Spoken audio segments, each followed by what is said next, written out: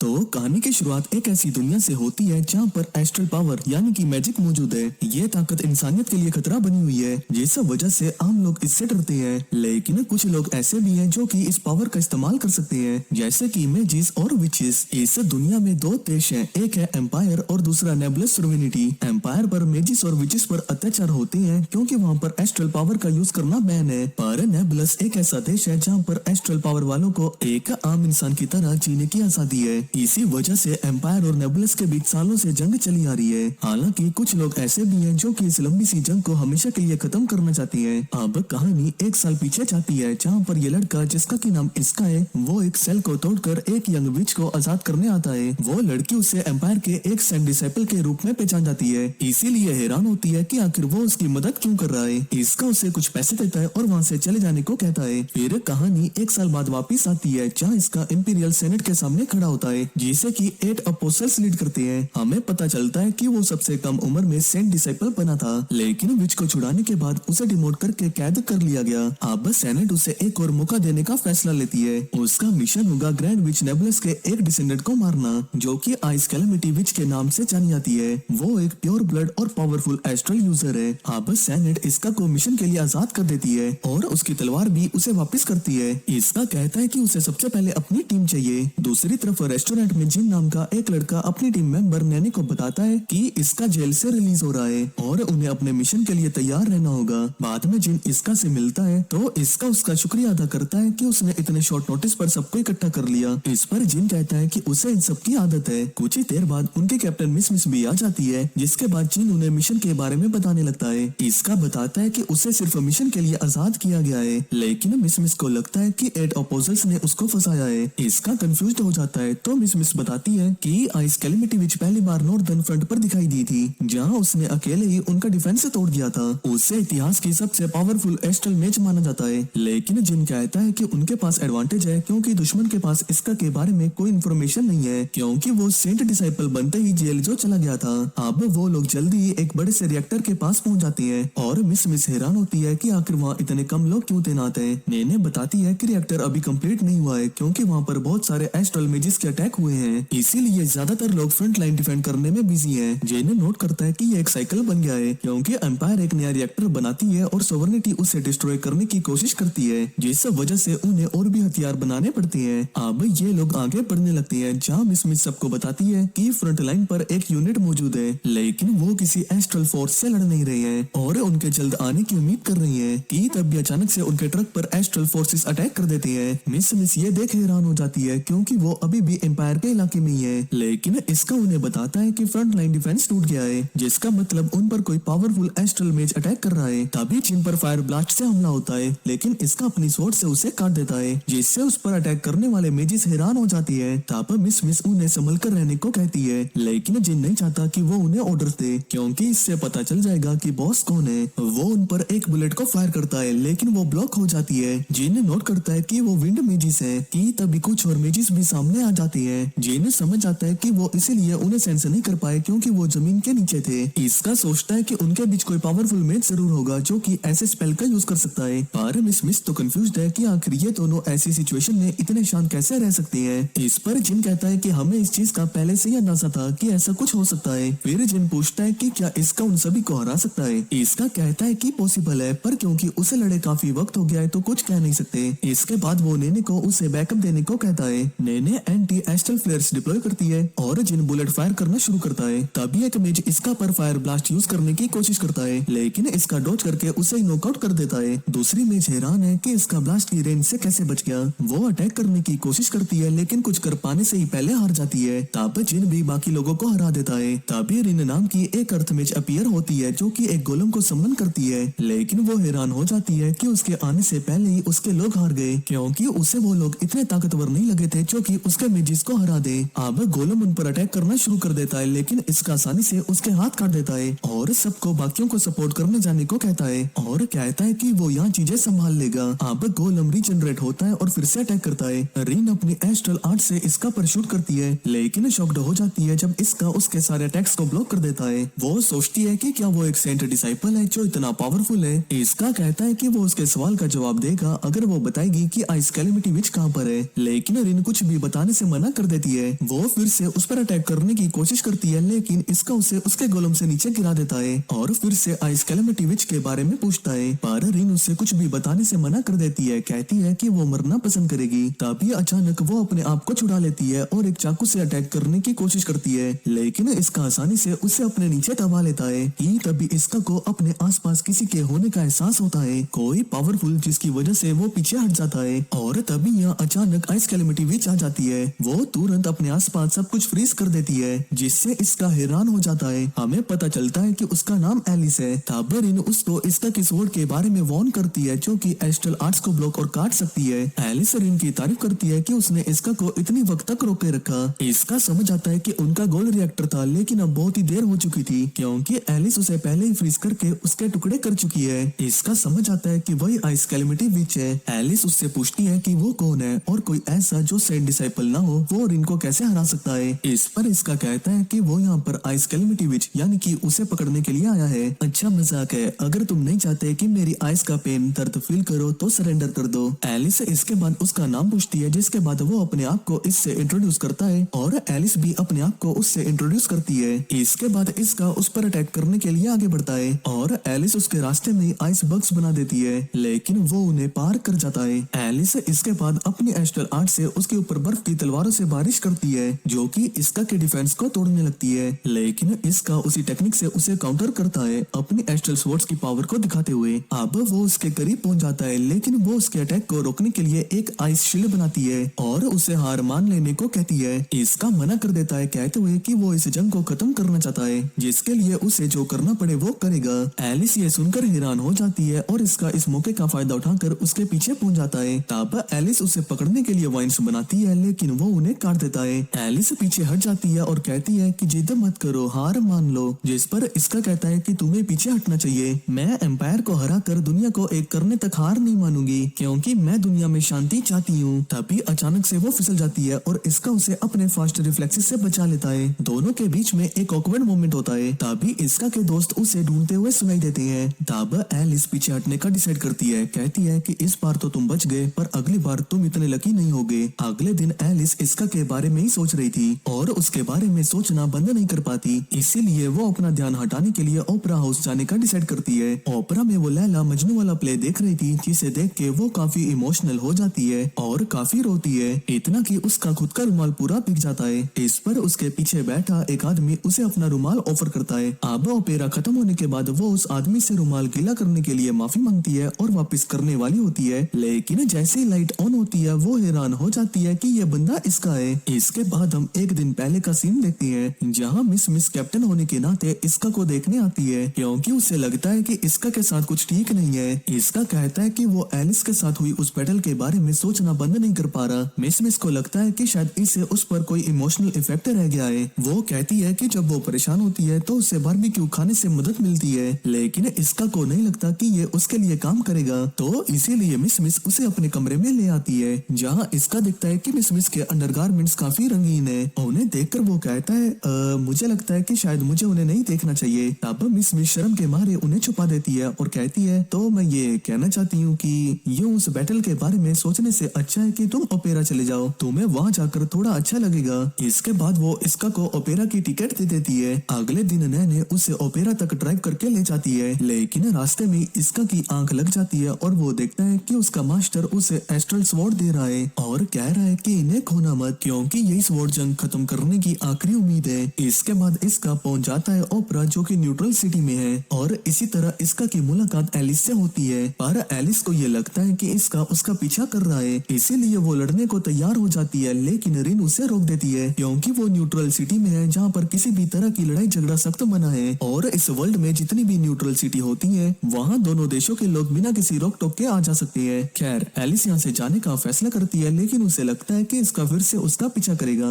लेकिन रिन कहती है कि जब से वो ओपेरा से बाहर आई है इसका वहाँ से हिला तक नहीं है। इस पर एलिस कहती है कि मुझे यकीन नहीं हो रहा कि वो हमारे पीछे ही बैठा था। अभी ये दोनों खाना खाने के लिए रेस्टोरेंट में जाती हैं, लेकिन रेस्टोरेंट पूरी तरह से बुक्ड था, इसीलिए उन्हें किसी के साथ टेबल शेयर करने को कहा जाता है। और वो शख्स जिसके साथ वो टेबल शेयर करने वाले थे वो और कोई नहीं बल्कि खुद इसका था। इसका उनको भरोसा दिलाता है कि वो उनका पीछा नहीं कर रहा, बल्कि उसकी रिजर्वेशन पहले से यहाँ पर थी। अब क्योंकि और कोई जगह खाली नहीं थी ही तो एलिस उसके साथ खाना खाने का फैसला करती है। और वैसे भी अगर वो यहाँ से चली गई तो उसे लगेगा कि वो डर गई, लेकिन फिर भी वो रिन को अलर्ट रहने को कहती है। अब इसका और एलिस दोनों ऑर्डर डिसाइड करते हैं और आखिर में सेम ही चीज ऑर्डर करती है। ये देखकर वेट्रेस कहती है, वाह, लगता है कि आप एक दूसरे को अच्छे से जानते हैं। ये सुनकर दोनों गुस्से में कहते हैं कि नहीं। अब वो दोनों खाना खाना शुरू करते हैं और एलिस पूछती है कि क्या उसे पास्ता पसंद है। इसका कहता है कि मजाक कर रही हो, ये मेरा फेवरेट है और क्रीमी सॉस के साथ तो ये और भी अच्छा लगता है। ये सुन एलिस समझ जाती है कि उसे पास्ता वाकई में काफी पसंद है। अब वो लोग दोस्तों की तरह बातें करने लगते हैं, जिसे देखकर रिन एलिस से कहती है, लेडी एलिस, खाना खाने पर ध्यान दीजिए। अब रात को रिन एलिस से कहती है कि जो भी इसका के साथ हुआ वो किसी को ना बताए। आमतौर पर वो क्वीन को बता सकती थी, पर एलिस चाहती है कि वो इसका पर जो कि उनका दुश्मन है उस पर ध्यान ना दे।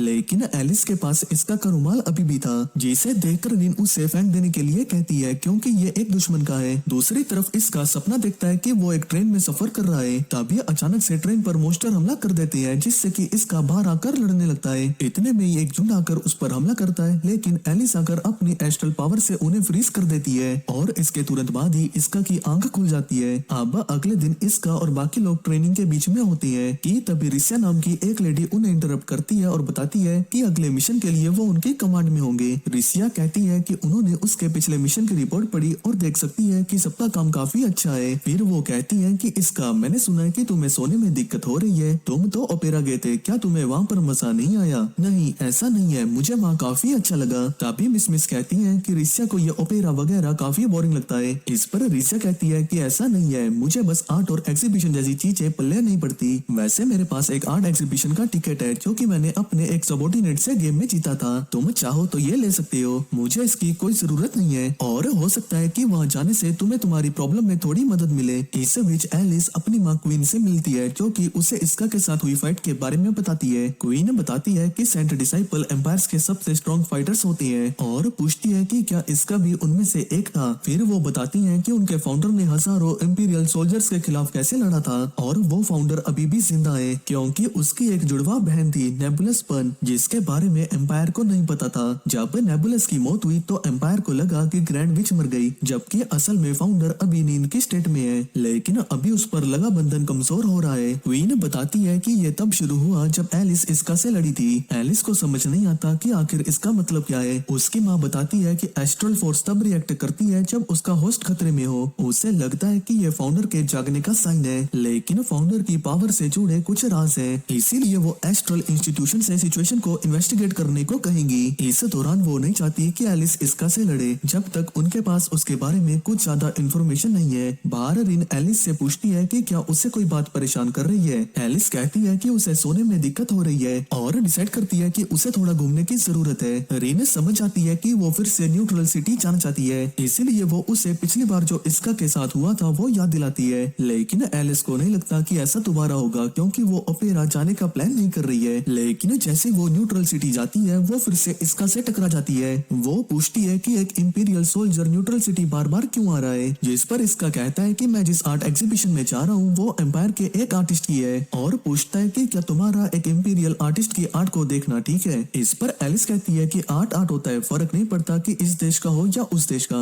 आर्ट की कोई सीमा नहीं होती। इसका उससे साथ में चलने को कहता है, लेकिन एलिस उससे अलग रास्ते पर जाने का फैसला करती है, लेकिन फिर वो रास्ता भटक जाती है। इसका उसे ढूंढ लेता है, जहाँ पर एलिस पूछती है कि आखिर तुम यहाँ क्या कर रहे हो, तुम्हें तो आर्ट म्यूजियम में होना चाहिए। इस पर इसका कहता है कि मैंने तो काफी कुछ ऑलरेडी देख लिया है, पर मुझे तुम वहाँ पर नहीं दिखी, तो लगा कि शायद तुम खो गई हो, तो अगर तुम चाहो तो मैं तुम्हें वहाँ ले जा सकता हूँ। लेकिन एलिस मना कर देती है, क्योंकि वो दुश्मन है और उनका साथ में घूमना बिल्कुल भी ठीक नहीं है। लेकिन इसका उससे याद दिलाता है कि उसने ही कहा था कि आर्ट की कोई सीमा नहीं होती, जो सुन एलिस मान जाती है। अब ये दोनों साथ में एक पेंटिंग देखने लगते हैं और एलिस पूछती है कि उसे ये आर्टिस्ट क्यों पसंद है, जिस पर इसका कहता है क्योंकि वो उसके काम में उसकी पर्सनैलिटी को देख सकता है। अब दोनों साथ में काफी इंजॉय करते हैं। एग्जीबिशन के बाद एलिस उसे रास्ता दिखाने के लिए थैंक यू के तौर पर एक ड्रिंक ऑफर करती है। इसके बाद वो ड्रिंक पीते हैं और मोमेंट ही मोमेंट में इसका उसके कंधे पर सो जाता है। ये देख एलिस कहती है कि तुम जानते हो कि हम दोनों दुश्मन हैं, अगर मैं चाहूँ तो इस वक्त मैं तुम्हें आसानी से खत्म कर सकती हूँ। अब सीन शिफ्ट होता है, इसका को इंपीरियल सेनेट में बुलाया जाता है, जहाँ वो आइस कैलेमिटी विच को रोकने के लिए उसकी तारीफ करती है, पर इसका कहता है कि मैं तो रिएक्टर को प्रोटेक्ट करने में फेल हो गया। लेकिन वो कहते हैं कि रिएक्टर को बचाना तुम्हारा मिशन नहीं था, बल्कि कोई ऐसा जो आइस कैलेमिटी विच से लड़ सके ऐसा होना ज्यादा इम्पोर्टेंट है। वो कहते हैं कि उसकी काबिलियत को देख के उन्होंने उसे फिर से सेंट डिसाइपल बनाने के बारे में सोचा है। इसके बाद वो कहते हैं कि हम जानते हैं कि तुम जंग को खत्म करना चाहते हो और सेंट डिसाइपल बनकर तुम एम्पायर से मिल पाओगे, जिसके बाद तुम उनके सामने इस चीज का प्रस्ताव रख सकते हो। लेकिन क्योंकि एम्पायर में तुम्हें अभी भी एक क्रिमिनल माना जाता है, इसीलिए तुम्हें एक विच को पकड़कर सभी का भरोसा जीतना होगा।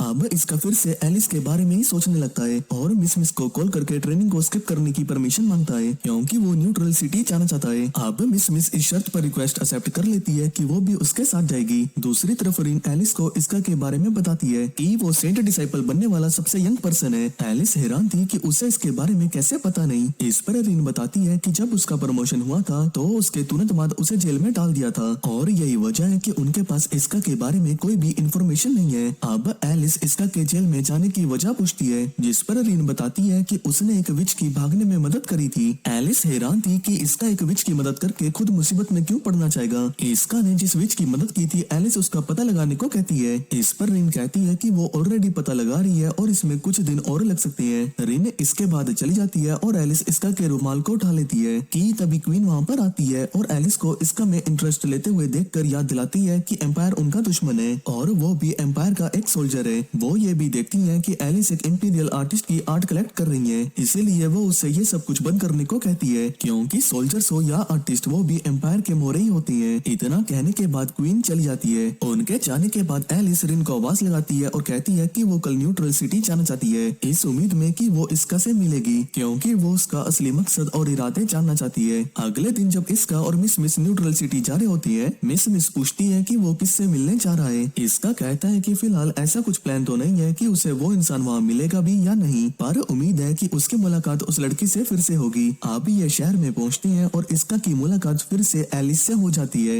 एलिस कहती है कि हमारे बीच जरूर कोई न कोई कनेक्शन है, जिस वजह से हमारे रास्ते यूं ही मिल जाती हैं। वैसे तुम्हारे साथ ये लड़की कौन है? इस पर इसका बताता है कि वो उसकी कैप्टन मिस है। तब मिस भी इसका से उसके बारे में पूछती है, जिस पर एलिस खुद अपने आप को इंट्रोड्यूस करती है और कहती है कि मेरा नाम एलिस लू नेबुलस T9 है। मिस ये सुनकर हैरान हो जाती है कि वो नेबुलस सोवर्निटी की प्रिंसेस है। इसके बाद वो शहर के बाहर आ जाती है, जहाँ एलिस पूछती है कि इसका ने उस विच को आजाद क्यों किया था जिसके लिए उसे जेल हुई थी। इसका कहता है कि वो सिर्फ एक छोटी लड़की थी, उसके बावजूद एम्पायर ने उसे कैद कर रखा था, जो बात उसे बिल्कुल भी अच्छी नहीं लगी और वो जानते हुए कि उसके साथ क्या होगा फिर भी उसने उस विच को भागने में मदद की। एलिस को ये बात हजम नहीं हुई। अगर वो वाकई में एक अच्छा इंसान है तो वो उसे पकड़ना क्यों चाहता है। इस पर इसका कहता है कि मेरा गोल हमेशा से शांति रहा है, लेकिन एम्पायर और सोवर्निटी आपसी समझौता नहीं करेंगे, इसीलिए ही मैंने एक प्योर ब्रीड को होस्टेज बनाने का प्लान बनाया, जिससे सोवर्निटी को शांति की बातचीत के लिए मजबूर होना पड़ेगा। एलिस उसकी बातों पर यकीन करती है, लेकिन उसे नहीं लगता कि उसका प्लान काम करेगा, क्योंकि अगर वो उसे पकड़ कर ले भी गया तो उसकी माँ यानी कि क्वीन नेगोशिएशन नहीं करेगी, क्योंकि उसके देश के लोग एम्पायर से नफरत करते हैं। अब एलिस इसका के सामने ऑफर रखती है कि तुम मेरे अंडर काम करो। इससे पहले कि इसका जवाब दे पाता कि तभी आसमान फट जाता है और फाउंडर आसमान में बने एक होल से प्रकट होती है। इसका और मिस रियलाइज करते हैं कि ग्रैंड विच अभी भी जिंदा है। ये देखकर मिस को लगता है कि इसके पीछे एलिस का हाथ है, इसीलिए कहती है कि ये फेयर फाइट नहीं है, ये बिल्कुल गलत है। लेकिन एलिस कहती है कि इसमें मेरा कोई हाथ नहीं है। अब फाउंडर उन पर फायर ब्लास्ट शूट करती है। दूसरी तरफ क्वीन देखती है कि वहाँ से फाउंडर की बॉडी गायब है। उन्हें लगता है कि अब फाउंडर जाग चुकी है तो वो आराम से इस चल रही 100 साल पुरानी जंग को जीत सकते हैं। इधर फाउंडर एलिस पर भी अटैक कर रही थी, जो देखकर इसका पूछता है कि फाउंडर एलिस पर अटैक क्यों कर रही है, जबकि वो तो उसकी वंशज है। एलिस बताती है कि ये शायद एस्ट्रल पावर की ऑटो डिफेंस सिस्टम की वजह से है, हालांकि पूरी तरह से वो भी श्योर नहीं है कि ऐसा क्यों हो रहा है। फिर वो इसका से कहती है कि जब से वो उससे मिली है उसके अंदर उसके लिए फीलिंग्स हैं, जिसके बारे में वो आज उससे बात करने वाली थी, लेकिन अब वो बहुत गुस्सा है क्योंकि फाउंडर की वजह से ये सब कुछ खराब हो गया है। एलिस अब फाउंडर को इसका के साथ रोकने का डिसाइड करती है। इस पर फाउंडर कहती है कि क्या तुम एम्पायर से मिल चुकी हो? अगर ऐसा है तो मुझे तुम्हें रास्ते से हटाने में खुशी होगी। ऐसा कहते ही वो एलिस के ऊपर अटैक कर देती है, लेकिन रिन गोलम समन करके उसे प्रोटेक्ट कर लेती है और खुद घायल हो जाती है। तब एलिस उसके पास आती है,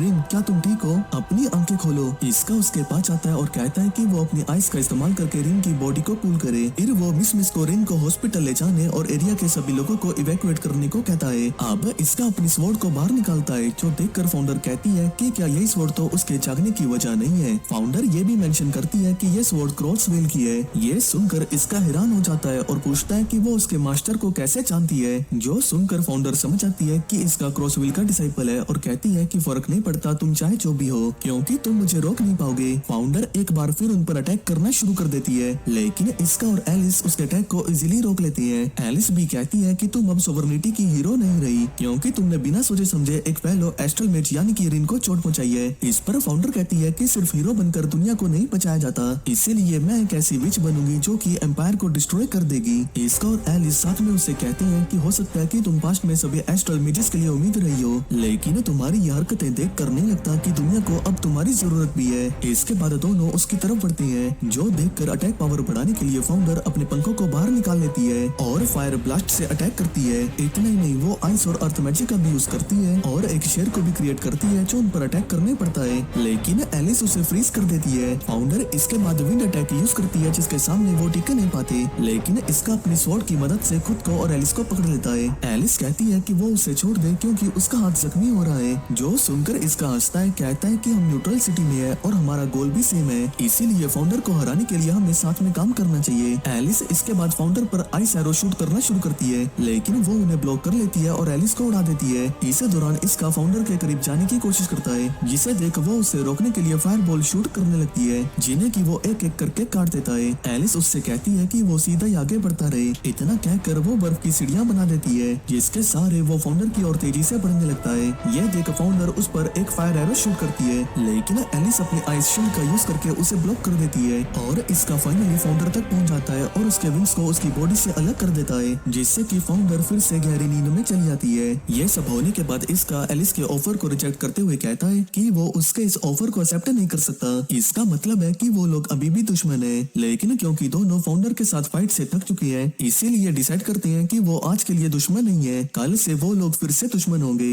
इसके लिए एलिस मान जाती है। इसके बाद हम रिसिया और मिस को देखते हैं, जो कि उनको बताती है कि उनके अगले मिशन के लिए जॉइंट ट्रेनिंग जल्दी शुरू होने वाली है, इसीलिए उन्हें बचे हुए टाइम को एंजॉय करना चाहिए। इसीलिए मिस और बाकी लोग एक कसिनो में आ जाते हैं। यहाँ मिस को चिंता हो रही थी कि क्या आने वाला मिशन खतरनाक होगा। आप ही यहाँ बाकी लोग मिस से पूछते हैं कि वो कसिनो क्यों आना चाहती थी। इस पर वो बताती है कि वो एक जैकपॉट को जीतकर एक टैंक खरीदना चाहती है, ताकि अगर मिशन के दौरान कुछ हो जाए तो वो सब उसकी हेल्प से सही सलामत भाग सके। फिर हम देखते हैं कि एलिस और रिन भी कसिनो में आ जाती है, जहाँ रिन गैम्बलिंग गेम के बारे में उसे बताती है, लेकिन एलिस उसे बताती है कि उसे गैम्बलिंग वगैरह में कोई इंटरेस्ट नहीं है, बल्कि वो तो न्यूट्रल सिटी जाना चाहती थी। इस पर रिन कहती है कि वहाँ जाकर तुम फिर से उस इंपीरियल सोल्जर से मिलना चाहती हो, सही कहा ना। रिन इसके बाद उसे स्लॉट ट्राई करने ले जाती है, जिस दौरान एलिस इसका के साथ अपनी फाइट की डेट चुनने लगती है कि कब वो उससे लड़ेगी। ये देखकर रिन कहती है कि फाइट की डेट कौन चुनता है, ऐसा लग रहा है जैसे कि तुम शादी की डेट फिक्स कर रही हो। शादी की बात सुनकर एलिस शर्मा जाती है। यह देखकर रिन पूछती है कि तुम शर्मा क्यों रही हो। इस पर वो कहती है कि तुमने अब बात ही ऐसी कर दी कि शर्म तो आएगी ही ना। आप रिन ये सब छोड़ उसे स्लॉट्स खेलने में मजबूर करती है और एलिस मान जाती है। उसे भी लगता है कि इस बार उसकी मुलाकात इसका से नहीं होगी। आप एलिस गेम ट्राई करती है और पहली कोशिश में जैकपॉट जीत जाती है। रिन जैकपॉट मनी के लिए स्टाफ को लेने चली जाती है, जिस दौरान इन्हें यहाँ पहुंच जाती है और उससे कांग्रेचुलेट करती है और कहती है कि काश उनके पास इतने कॉइन होते तो वो कैप्टन के लिए टैंक खरीद पाते। ये सुनकर एलिस अपना जैकपॉट नैनी को देने का डिसाइड करती है, क्योंकि उसे पैसों की जरूरत नहीं है। तब नैनी जैकपॉट लेकर अपने दोस्तों के पास आती है, कहती है कि कैसे एक सुनहरे बालों वाली लड़की ने उसे अपना जैकपॉट दे दिया। सुनहरे बाल से इसका को लगता है कि कहीं वो एलिस तो नहीं, लेकिन फिर वो कहता है कि नहीं नहीं ऐसा नहीं हो सकता। इधर वापस आते हुए एलिस को एक फॉर्चून टेलिंग की दुकान मिलती है, जहाँ वो कहती है कि मैं एक लड़के को ढूंढ रही हूँ, मैं जानना चाहती हूँ कि वो मुझे कब और कहाँ मिलेगा। फॉर्चून टेलर उसे बताती है कि जिसे वो ढूंढ रही है वो करीबी है और उनके बीच एक ऐसा कनेक्शन है जिसे कि कोई तोड़ नहीं सकता।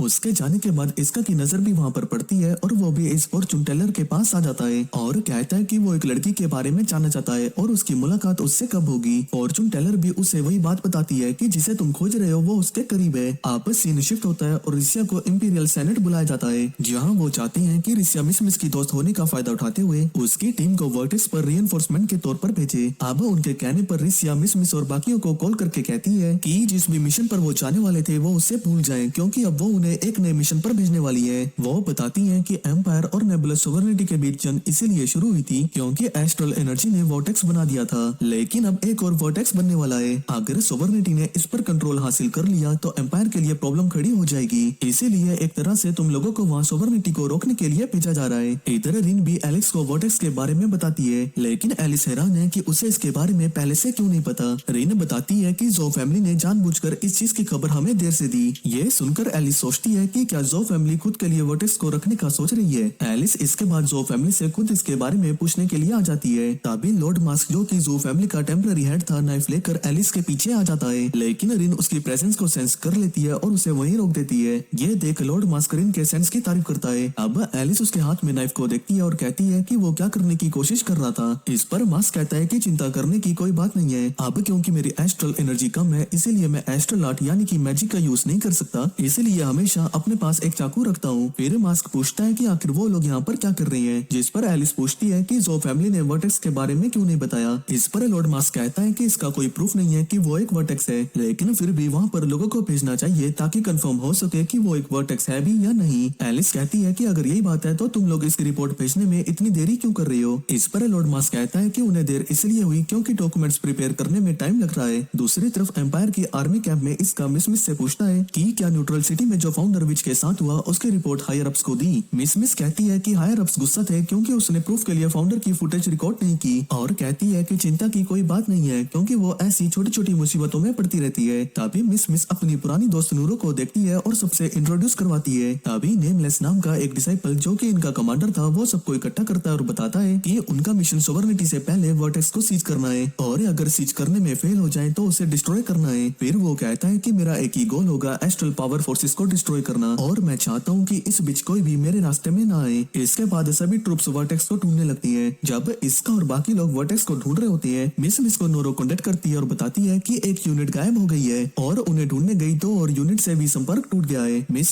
सोचती है कि क्या ये विचिस का काम है, लेकिन नूरो को लगता है कि अगर ऐसा होता तो कुछ तो सबूत मिलता इस चीज का। अब मिस बेस वापस जाने का डिसाइड करती है क्योंकि उसे लगता है कि उनके लिए कमांडर नेमलेस की तरफ से नए ऑर्डर्स होंगे, लेकिन वहाँ पर पहुंचने पर नेमलेस उन्हें वर्टेक्स को ढूंढना कंटिन्यू करने को कहता है और ये भी कहता है कि 32 में से सिर्फ 3 यूनिट मिसिंग है और सिर्फ उन्हें ढूंढने के लिए रेस्क्यू टीम बनाने की कोई जरूरत नहीं है। लेकिन मिस और बाकी लोग उनके ऑर्डर से सहमत नहीं होते। इसका भी नेमलेस को कन्फ्रंट करने का डिसाइड करता है क्योंकि इसका के जेल जाने से पहले वो लोग साथ में काम कर चुके थे। लेकिन जब इसका उससे बात करने की कोशिश करता है तो नेमलेस कहता है कि मुझे तुम्हारा नाम तो नहीं पता पर लगता है कि मैंने तुम्हें कहीं देखा है। फिर इसका अपनी बात रखने की कोशिश करता है लेकिन नेमलेस उसे रोक देता है और कहता है कि मुझसे बात करने के लिए तुम्हारे पास उचित रैंक होनी चाहिए सोल्जर। तभी मिस वहाँ पर आ जाती है और कहती है कि टीम की कैप्टन होने के नाते वो उसकी तरफ से बात करेगी। अब मिस उसके सामने अपनी बात रख देती है। सीन शिफ्ट होता है। इसका नैनी और जिन को बताता है कि उसने नेमलेस से बात करने की कोशिश की लेकिन उसने उसका कोई भी जवाब नहीं दिया। इससे उन्हें लगता है कि शायद कोई सीक्रेट ऑपरेशन चल रहा है जिसके बारे में उन्हें नहीं पता। इस बीच एलेक्स भी वर्टेक्स ढूंढने का डिसाइड करती है। रेने सोचती है कि क्या वो इसी उम्मीद में जा रही है कि इसका से फिर मिलेगी, लेकिन एलिस कहती है कि वो रॉयल फैमिली की प्रिंसेस के तौर पर जा रही है। एलिस और रिन अब वर्टेक्स पर पहुंच जाती है जहां लॉर्ड मास्क भी पहुंच जाता है। ये कंफर्म हो जाता है कि ये एक वर्टेक्स ही है, इसीलिए एलिस मास्क से पूछती है कि क्या वो इस वर्टेक्स को खुद ही रखने का प्लान कर रहा था। इस पर मास्क उसे यकीन दिलाता है कि ऐसा कुछ भी नहीं है, बल्कि उसे भी कुछ वक्त पहले ही पता चला है कि ये एक वर्टेक्स ही है और वो क्वीन को इसके बारे में रिपोर्ट करने वाले थे। तभी मास्क की भतीजी किसिंग वहाँ पे आ जाती है, इसीलिए वो उनको कहता है कि एलिस वर्टेक्स को डिफेंड करने का काम मुझ पर छोड़ दो। अब क्योंकि मास्क इतना ताकतवर नहीं है कि वो इंपीरियल आर्मी के खिलाफ लड़ सके तो एलिस पूछती है कि क्या तुम्हारी भतीजी किसिंग इतनी ताकतवर है जो इंपीरियल आर्मी के खिलाफ लड़ सके। इस पर मास्क कहता है कि मेरा मानना है कि किसिंग में तुम्हें सरपास करने का टैलेंट है। इस पर एलिस कहती है कि ठीक है, मैं उसकी काबिलियत पर शक नहीं कर रही हूँ, लेकिन मुझे ये जानना है कि जो फैमिली वर्टेक्स के साथ क्या करने का प्लान कर रही है और ये मत कहना कि तुम इसकी मदद से एम्पायर के लोगों के साथ एक बड़ी जंग करना चाहते हो। इस पर मास्क कहता है कि ये तो हर एस्ट्रल मेज का सपना है कि वो एम्पायर की आर्मी को हराए। इससे हम ये समझ पाते हैं कि जो फैमिली वाकई में वर्टेक्स का इस्तेमाल करना चाहती है ताकि एम्पायर के साथ जंग में सोवर्निटी का पलड़ा भारी रहे। इस बीच दूसरी ओर नेने को बेस से पता चलता है कि बेस में एस्ट्रल पावर रीडिंग्स आ रही है। इसका कहता है कि ऐसा हो सकता है कि वहाँ पर कोई मैजिक यानी कि एस्ट्रल यूजर हो। फिर मिस को कॉल आता है और पता चलता है कि रीडिंग एक एस्ट्रल आर्ट से ही है, यानी वाकई वहाँ कोई सोवर्निटी का जासूस है। अब इन्हें रियलाइज होता है कि किसी ने उनके बेस में घुसपैठ की है और मिसिंग यूनिट को भी शायद उन्होंने ही किडनैप किया है। मिस उन्हें बताती है कि उनका बेस शिफ्ट किया जा रहा है, लेकिन उनके लिए ऑर्डर्स हैं कि वो वर्टेक्स को ढूंढते रहें। तभी इन्हें वर्टेक्स का सिग्नल मिल जाता है और ये लोग सोचते हैं कि वर्टेक्स को सबसे पहले ढूंढने के लिए उन्हें शाबाशी मिलेगी। लेकिन नोरो की यूनिट भी यहाँ पर पहुंच जाती है। नोरो उन्हें बताती है कि सोवर्निटी ने पहले ही वहाँ के इंपीरियल सोल्जर्स को पकड़ने के लिए जाल बिछा रखा है और मैं तुम्हें बता दूं कि मैं और मेरी टीम का काम है कि वहाँ जाने वाले हर एक टीम को पकड़ना। इतना कहकर नोरो मिस को होस्टेज बना लेती है और रिवील करती है कि वो और उसकी टीम सब सब विची से। मिस को लगता है कि वो असली नूरो नहीं है, लेकिन नूरो उससे बिजली का झटका देती है और कहती है कि मैं हमेशा से एक विची थी और यही मेरी सच्चाई है, यानी कि वो धुरंधर मूवी की जैसी एक जासूस है। लेकिन तभी यहाँ पर नेमलेस आ जाता है और एक एक करके नूरो के सभी साथियों को हरा देता है, लेकिन उनमें से एक नूरो को बचकर भागने में मदद करने के लिए फायर ब्लास्ट शूट करता है। इस बीच नूरो जिप की तरफ भागती है और उसे रोकने के लिए नेमलेस उसकी तरफ नाइफ फेंकने वाला होता है, लेकिन इसका उसे रोक देता है, जिससे कि नूरो भाग जाती है। इसका नेमलेस को कहता है कि उसका नाइफ मिस को लग सकता था। इस पर नेमलेस कहता है कि क्या तुम वापस जेल जाना चाहते हो, क्योंकि तुमने अभी अपने कमांडर के खिलाफ जाने की कोशिश की है, जिस वजह से एक जासूस भाग निकला। लेकिन जिन बीच में कहता है कि अभी ये सब जरूरी नहीं है, उन्हें पता है कि नूरो कहाँ गई है। इस पर नेमलेस कहता है कि उनका मिशन चेंज नहीं हुआ है, अगर वर्टेक्स ओवरनिटी के हाथ लग गया है तो उन्हें उसे डिस्ट्रॉय करना होगा। दूसरी तरफ मास्क मेंशन करता है कि वर्टेक्स कितना छोटा है। एलिस उन्हें बताती है कि इस वर्टेक्स से सिर्फ कुछ इमेजेस को फायदा होगा। फिर मास्क को नूरो के बारे में पता चलता है और वो उससे मिलती है, जहाँ मार्स नूरो को इंपीरियल सोल्जर को पकड़ने के लिए शाबाशी देता है। अब क्योंकि मिस भी एलिस से न्यूट्रल सिटी में मिल चुकी है, इसीलिए एलिस को देखते ही उसके मुंह से निकल जाता है कि वो एलिस को पहले से ही जानती है। लेकिन रिन सिचुएशन को संभालते हुए उसे बेहोश कर देती है और नूरो से कहती है कि तुम्हें पता होना चाहिए कि किसी दुश्मन को बेस में लाना कितना खतरनाक हो सकता है। इस पर नूरो उससे माफी मांगती है। अब एलिस को रियलाइज होता है कि ये इसका से लड़ने का अच्छा मौका है। वो नूरो से एम्पायर के बेस की लोकेशन लेती है और रिन के साथ वहाँ के लिए निकल जाती है। इधर एम्पायर सोवरेनिटी के बेस पर बॉम्बिंग शुरू कर देती है, जिससे कि इसका और बाकी लोग मिस को बचाने के लिए दौड़ती है। इसका वहाँ पहुंचकर देखता है कि नोरो मिस को कुत्ते की तरह खींच रही है, इसीलिए वो उसे आजाद कर देता है। नोरो गुस्सा हो जाती है और उस पर लाइटनिंग अटैक करती है, लेकिन इसका आसानी से अपनी स्वॉर्ड से उसके अटैक को ब्लॉक कर देता है। किसिंग भी वहाँ पर आ जाती है और एम्पायर की एक मिसाइल को उनके बेस पर हिट होने से पहले रोक लेती है। ये देखकर इसका समझ आता है कि वो काफी ताकतवर है और एक प्योर ब्रीड है। दूसरी तरफ एलिस एम्पायर के बेस पर पहुंच जाती है, जहाँ कोई भी नहीं था, लेकिन नेमलेस यहाँ पर ऑलरेडी था, जो कि कैमोफ्लेज सूट की हेल्प से इनविजिबल था। वो सही मौका देखकर एलिस पर अटैक करने की कोशिश करता है, लेकिन रिन उसके अटैक को सेंस कर लेती है और एलिस को बचा लेती है, जिससे कि वो खुद घायल हो जाती है। ये देखकर एलिस को नेमलेस पर रिन को चोट पहुंचाने के लिए बहुत गुस्सा आता है और कहती है कि तुमने रिन को चोट पहुंचाकर बहुत बड़ी गलती कर दी। उम्मीद है कि तुम मेरे गुस्से का सामना कर लोगे। इधर सोवरेनिटी के बेस पर किसिंग कांटो को फॉर्म करके इसका पर अटैक कर देती है, लेकिन इसका को ये अटैक ब्लॉक करते हुए देखकर हैरान हो जाती है और उसे लगता है कि वो एक सेंट डिसाइपल है। अब किसिंग उसी डिस्ट्रॉय हुई मिसाइल को रीजनरेट करके इसका पर गिरा देती है। इसी बीच एलिस नेमलेस पर अपनी आई स्वॉर्ड से अटैक करती है, जिन्हें कि वो डॉज कर लेता है और उसकी दो स्वॉर्ड्स पकड़कर वापस एलिस की तरफ फेंक देता है, लेकिन रिन बीच में आकर उन्हें ब्लॉक कर लेती है। एलिस को एहसास हो जाता है कि नेमलेस काफी ताकतवर है और कहती है कि अब अपनी असली पावर्स को दिखाने का वक्त आ गया है। इसके बाद वो ग्रेट आइस कैलेमिटी का यूज करती है, जिससे उसके आसपास सब कुछ फ्रीज हो जाता है, लेकिन नेमलेस किसी तरह बच निकलता है। अब एलिस वापस अपने कैंप पर जाने का डिसाइड करती है, लेकिन तभी वर्टेक्स के पास एक बहुत बड़ा धमाका देखती है। इधर किसिंग को लगता है कि उसने इसका को खत्म कर दिया है, लेकिन इसका बिना किसी खरोच के बाहर निकलता है और किसिंग को एहसास होता है कि उसकी ब्लैक स्वॉर्ड एस्ट्रल आर्ट्स को काटती है, जबकि उसकी व्हाइट स्वॉर्ड एस्ट्रल आर्ट को फिर से रिक्रिएट करती है। किसिंग उससे पूछती है कि उसने इस तरह फाइट करना किससे सीखा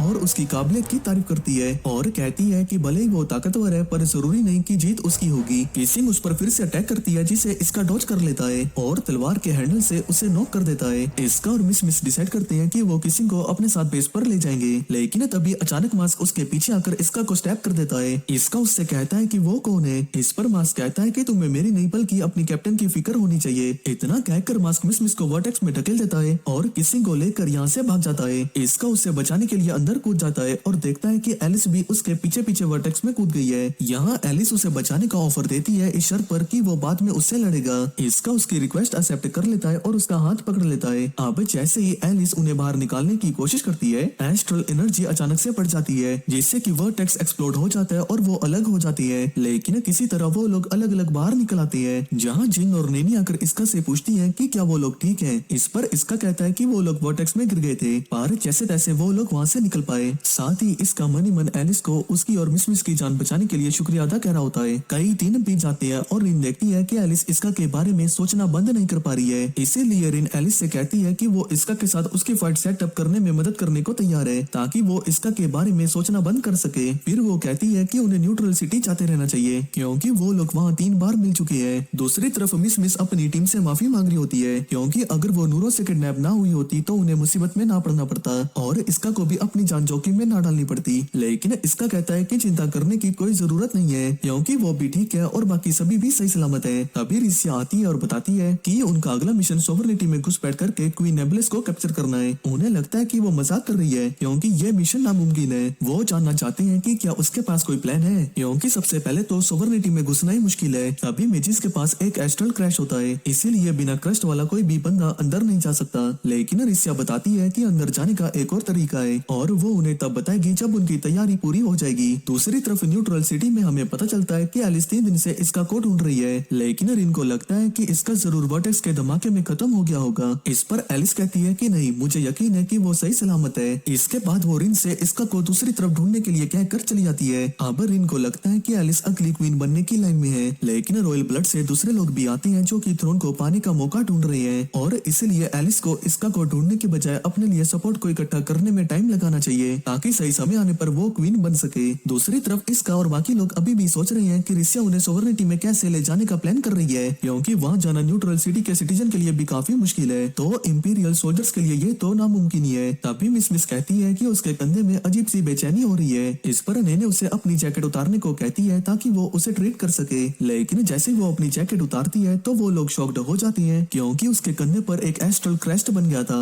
इसका उसे शांत करता है और पूछता है कि क्या तुम्हें पता है कि ये क्रेस्ट तुम्हें कैसे मिला। मिस को इसके बारे में कोई भी आइडिया नहीं था, लेकिन जिनको लगता है कि ये वर्टेक्स में गिरने की वजह से हुआ होगा और कहता है कि वर्टेक्स का धमाका शायद एक एस्ट्रल स्पिरिट की वजह से हुआ होगा और उस दौरान मिस को उसने पोजेस कर लिया होगा। मिस को विश्वास नहीं होता कि वो अब एक विच बन गई है, लेकिन जिन कहता है कि अगर तुम कंफर्म करना चाहती हो कि ये वाकई में एक असली क्रेस्ट है या नहीं तो तुम्हें इसे रिसर्च इंस्टीट्यूट को दिखाना चाहिए। लेकिन नेने मेंशन करती है कि अगर उन्हें पता चला तो वो उसे मार डालेंगे। जिन कहता है कि अगर मिस खुद को सरेंडर करते तो उसे सिर्फ कैद किया जाएगा। इसका आगे आता है और मिस से कहता है कि फर्क नहीं पड़ता, तुम अभी भी हमारी कैप्टन हो। अब इसका उसे या तो रास्ते बताता है कि वो या तो सरेंडर कर दे जिसके बाद वो उसकी सजा को कम करने में मदद करेंगे, या फिर क्रेस्ट के बारे में ना बताए और इसे छुपा कर रखे जिसमें वो लोग हमेशा उसकी मदद करेंगे। लेकिन मिस को इस बात की फिक्र थी कि अगर वो पकड़ी गई तो वो सब भी मुसीबत में पड़ जाएंगे। लेकिन इसका कहता है कि वो चिंता ना करे क्योंकि वो एक टीम है और वो उसके डिसीजन को फॉलो करेंगे। ये सुनकर मिस रोने लगती है और कहती है कि वो अभी भी उनकी कैप्टन रहना चाहती है, और खासकर तब जब वो लोग काफी वक्त बाद फिर से एक टीम बने हैं। इस पर इसका कहता है कि अगर तुम यही चाहती हो तो यही सही, हम इसमें तुम्हारा साथ देंगे। इधर हम एलिस को देखते हैं जिसका तीसरा दिन भी इसका कोड ढूंढने में निकल गया था, लेकिन उसे इसका नहीं मिला क्योंकि वो वहाँ पर आया ही नहीं था। पर एलिस अभी भी इसी जिद पर अड़ी हुई थी कि वो न्यूट्रल सिटी तब तक जाती रहेगी जब तक कि वो इसका से मिल नहीं जाती। इधर इसका नेने और जिन मिलती है और मिस का क्रेस्ट छुपाने का तरीका ढूंढने की बात करती है क्योंकि एक सेंट डिसाइपल इतना काबिल होता है कि वो मिस के क्रेस्ट को नोटिस कर ही लेगा। जिन कहता है कि अगर उसका क्रेस्ट रिवील हो गया तो पता नहीं उसके साथ क्या क्या होगा। नेने को लगता है कि शायद मिस को वो लोग एग्जीक्यूट नहीं करेंगे, लेकिन जिन उसे नूरो के साथ हुए इंसिडेंट की याद दिलाता है कि उसे एम्पायर ने जासूस घोषित कर दिया है और मिस के क्रेस्ट रिवील होने के बाद उसे भी जासूस मान लिया जाएगा। अब अगले दिन इसका मिस को न्यूट्रल सिटी ले आता है और कहता है माफ करना मिस जो मुझे तुम्हें यहाँ लाना पड़ा, ऐसा लग रहा है जैसे कि हम तुम्हें छुपाने की कोशिश कर रही है। लेकिन मिस कहती है कि तुम्हें माफी मांगने की कोई जरूरत नहीं है क्योंकि यही वो जगह है जहाँ मैं क्रेस्ट की चिंता किए बगैर आराम से चैन की सांस ले सकती हूँ। अब इसका आसपास लोगों को देखता है जिन्हें किसी भी चीज की कोई फिक्र नहीं थी और सोचता है कि क्या एम्पायर भी 100 साल पहले इतना ही पीसफुल था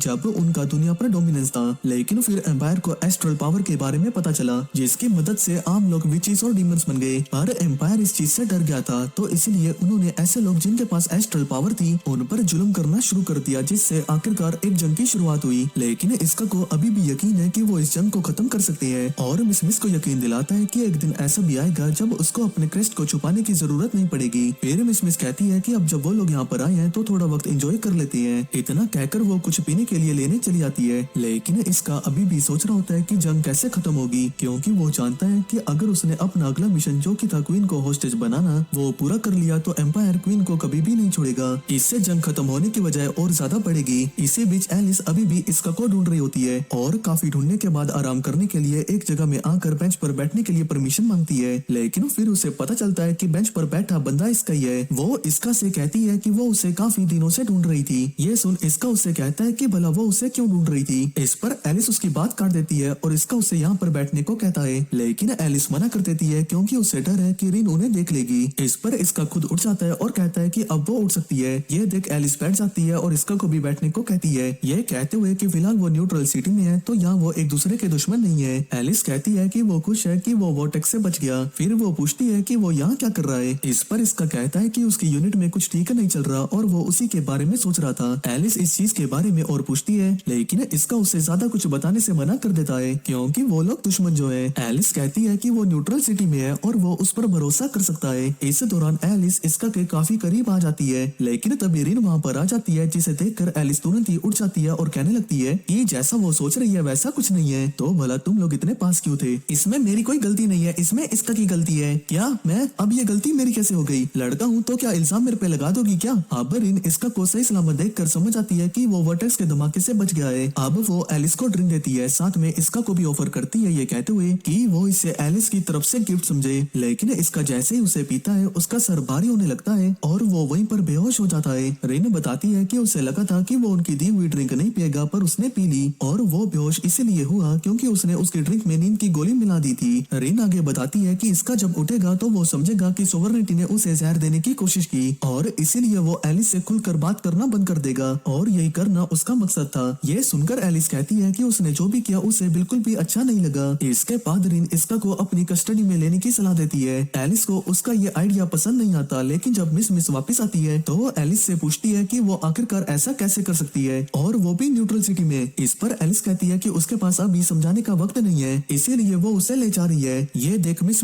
उसकी तरफ दौड़ती है, जिस दौरान उसका क्रस्ट जागने लगता है। ये देख एलिस हैरान हो जाती है, लेकिन उसे रोकने के लिए वो उसके पैरों को फ्रीज कर देती है और इसका को अपने साथ ले जाती है। तब पर रिसिया को इस चीज के बारे में पता चल जाता है और एम्परर को रिपोर्ट करती है कि इसका को आइस कैलेमिटी विच ने किडनैप कर लिया है। अब आपके पास मेरे लिए क्या ऑर्डर्स है एम्परर? अब वापस जाते हुए एलिस रिन को ऑर्डर देती है कि इसका को सोवर्निटी के सेंट्रल पार्ट में ले जाना ठीक नहीं होगा, इसलिए वो डिसाइड करती है कि उन्हें उसे पास की किसी नई सिटी यानी कि इलेक्ट्रोस में ले जाएंगे। दूसरी तरफ रिसिया सेनेट को बताती है कि इसका को आइस कैलेमिटी विच ने न्यूट्रल सिटी से किडनैप कर लिया है। इस पर इंपीरियल सेनेट कहती है कि उस प्लान को जारी रखो, इसका के किडनैप होने से प्लान पर कोई असर नहीं पड़ना चाहिए। लेकिन रिसिया उन्हें बताती है कि एम्परर ने मुझे खुद रुकने को कहा है। सेनेट कहते हैं तो तुम्हारा अगला प्लान क्या है? रिसिया जवाब देती है कि इसका को एल्काट्रोस में ले जाया गया है, वही जगह जहाँ सेलिंगर हेरेटिकल डीमन को भी कैद करके रखा गया है। हम इस मौके का फायदा उठा सकते हैं। अगर वो वहाँ से आजाद हो गया तो वो सोवर्निटी की क्वीन के खिलाफ वापस से खड़ा हो सकता है। ये डीमन सालिंगर वही है जिसे की पिछली क्वीन के खिलाफ जाने के लिए कैद किया गया था।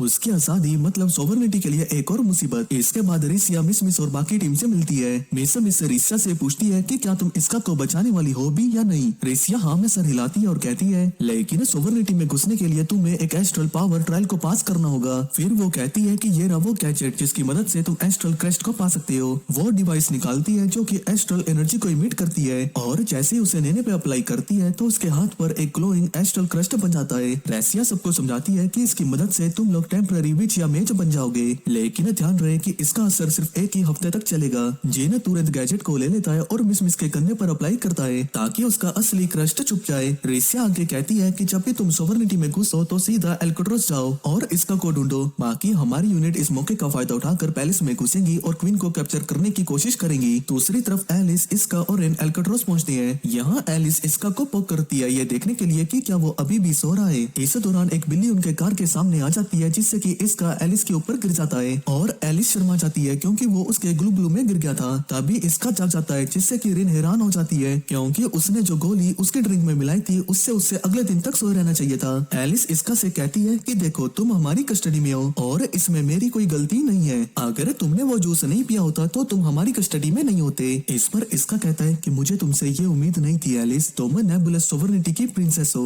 एलिस को ये अच्छा नहीं लगता और कहती है कि मैंने रिन को ये ऑर्डर नहीं दिया था, उसने ये सब कुछ खुद से प्लान किया था। लेकिन रिन भी इसका को ही दोष देती है कि आखिर वो उसकी ट्रिक में फंस कैसे गया। अब वो एक होटल के सामने आ जाती है जहाँ रिन इसका से कहती है कि अब तुम सोवर्निटी में हो जहाँ पर तुम्हारा कोई साथी नहीं है, इसीलिए मदद के लिए चिल्लाने का कोई फायदा नहीं होने वाला। अब ये होटल रूम के अंदर आ जाते हैं जहाँ रिन एलिस को बताती है कि उसने एक और रूम को बुक किया है और इसका को चेन से बांध कर रखने के लिए कहती है। लेकिन एलिस को उसका ये आइडिया बिल्कुल भी पसंद नहीं आता क्योंकि वो नहीं चाहती कि लोग सोचें कि वो अपने कैदियों के साथ बुरा बर्ताव करती है। लेकिन रिन उससे इसका के साथ सेम ही रूम में नहीं छोड़ सकती थी, तो इसलिए वो कहती है कि उसने एक लग्जरी सूट ऑलरेडी बुक कर रखा है जहाँ वो जाकर आराम कर सकती है जबकि वो इसका के साथ रहेगी। दूसरी तरफ मिस और बाकी लोग सोवर्निटी में एंटर करने में कामयाब हो जाती है। उन्हें रिसिया कांटेक्ट करती है और बताती है कि एल्काट्रोस एक प्रिजन सेंटर है जहाँ दूसरे देशों के क्रिमिनल्स को भी रखा जाता है, जिसके लिए दूसरे देश उन्हें पैसा देते हैं और यही वजह है कि सोवर्निटी काफी फल फूल रहा है। यहाँ जिन पूछता है कि क्या सभी क्रिमिनल एस्ट्रल मेजिस हैं। इस पर रिसिया उन्हें कुछ खतरनाक कैदियों के बारे में बताती है और साथ साथ ही शालिंगर के बारे में भी बताने वाली होती है, लेकिन खुद को रोक लेती है क्योंकि ये लोग रिसिया के प्लान के बारे में नहीं जानते। अब रिसिया उन्हें इंस्ट्रक्शन देती है कि उन्हें कहां और कैसे जाना है। जब वो लोग लोकेशन पर पहुंचते हैं तो वहाँ रिसिया को देखकर हैरान हो जाते हैं और पूछते हैं कि तुम यहाँ क्या कर रही हो। इस पर रिसिया कहती है कि मुझे लगा मैं तुमसे मिलकर तुम्हें समझाऊं तो ज्यादा बेहतर होगा। इसके बाद वो उन्हें ओलेल्यूगन जेल के बारे में बताती है और वहाँ जाने के लिए तैयार होने को कहती है क्योंकि उसके मुताबिक इसका वहीं पर होगा। इधर होटल में रिन एक चाकू लेती है और अपना हाथ काट लेती है। ये देख इसका हैरान हो जाता है और पूछता है कि वो ऐसा क्यों कर रही है। इस पर रिन कहती है कि मैं ऐसा इसलिए कर रही हूँ ताकि एलिस को लगे कि तुमने मुझ पर अटैक करने की कोशिश की, जिससे कि एलिस को लगेगा कि तुम एक खतरनाक इंपीरियल सोल्जर हो जिसे कि होटल में नहीं बल्कि किसी जेल में होना चाहिए। इसके बाद वो उसके ऊपर चाकू से अटैक कर देती है। कहती है कि तुम एलिस के रास्ते की सबसे बड़ी रुकावट हो, इसीलिए दुनिया को एक करने के लिए तुम्हें कुर्बान होना ही होगा। दूसरी तरफ एलिस को भूख लगने लगती है, इसीलिए रिन से डिनर पूछने के लिए उसके रूम की तरफ आने लगती है। लेकिन जैसे ही वो रूम में एंटर करती है तो वो देखती है कि रिन इसका को मारने की कोशिश कर रही है। इसका रिन को बता देता है कि एलिस वापस आ गई है, लेकिन रिन को लगता है कि वो बस उसका ध्यान बटाने की कोशिश कर रहा है। लेकिन हैरान हो जाती है जब पीछे से आवाज आती है तो रिन मुझे लगता है कि तुम कुछ ज्यादा ही एंजॉय कर रही हो। दूसरी तरफ जिन, मिस और नेने जेल में घुस जाते हैं, जहाँ जिन कहता है कि यहाँ काफी कड़ी पहरेदारी है। हम रिसिया की मदद से यहाँ घुस तो आए हैं, लेकिन अब वो हमें छोड़कर दूसरी ओर चली गई है। मिस कहती है कि क्या इसका सच में यहाँ है भी, क्योंकि रिसिया एक सेंट डिसाइपल है और सेंट डिसाइपल यहाँ तब तक नहीं आएगा जब तक यकीन ना हो कि इसका यहाँ पर है। लेकिन रिसिया के यहाँ आने का अगर कोई दूसरा मकसद है तो बात अलग है। इधर होटल में एलिस खुद को इसका के साथ मान लेती है और रिन को ब्लेम करते हुए कहती है कि इसमें तुम्हारी ही गलती है। अगर तुम इसका को मारने की कोशिश नहीं कर रही होती तो मुझे ये नहीं करना पड़ता। इसके बाद वो रिन को यहाँ से जाने को कहती है और इसका को बताती है कि अब से वो उसके ऊपर नजर रखेगी। लेकिन इसका कहता है कि हम इस हालत में बाथरूम कैसे यूज करेंगे।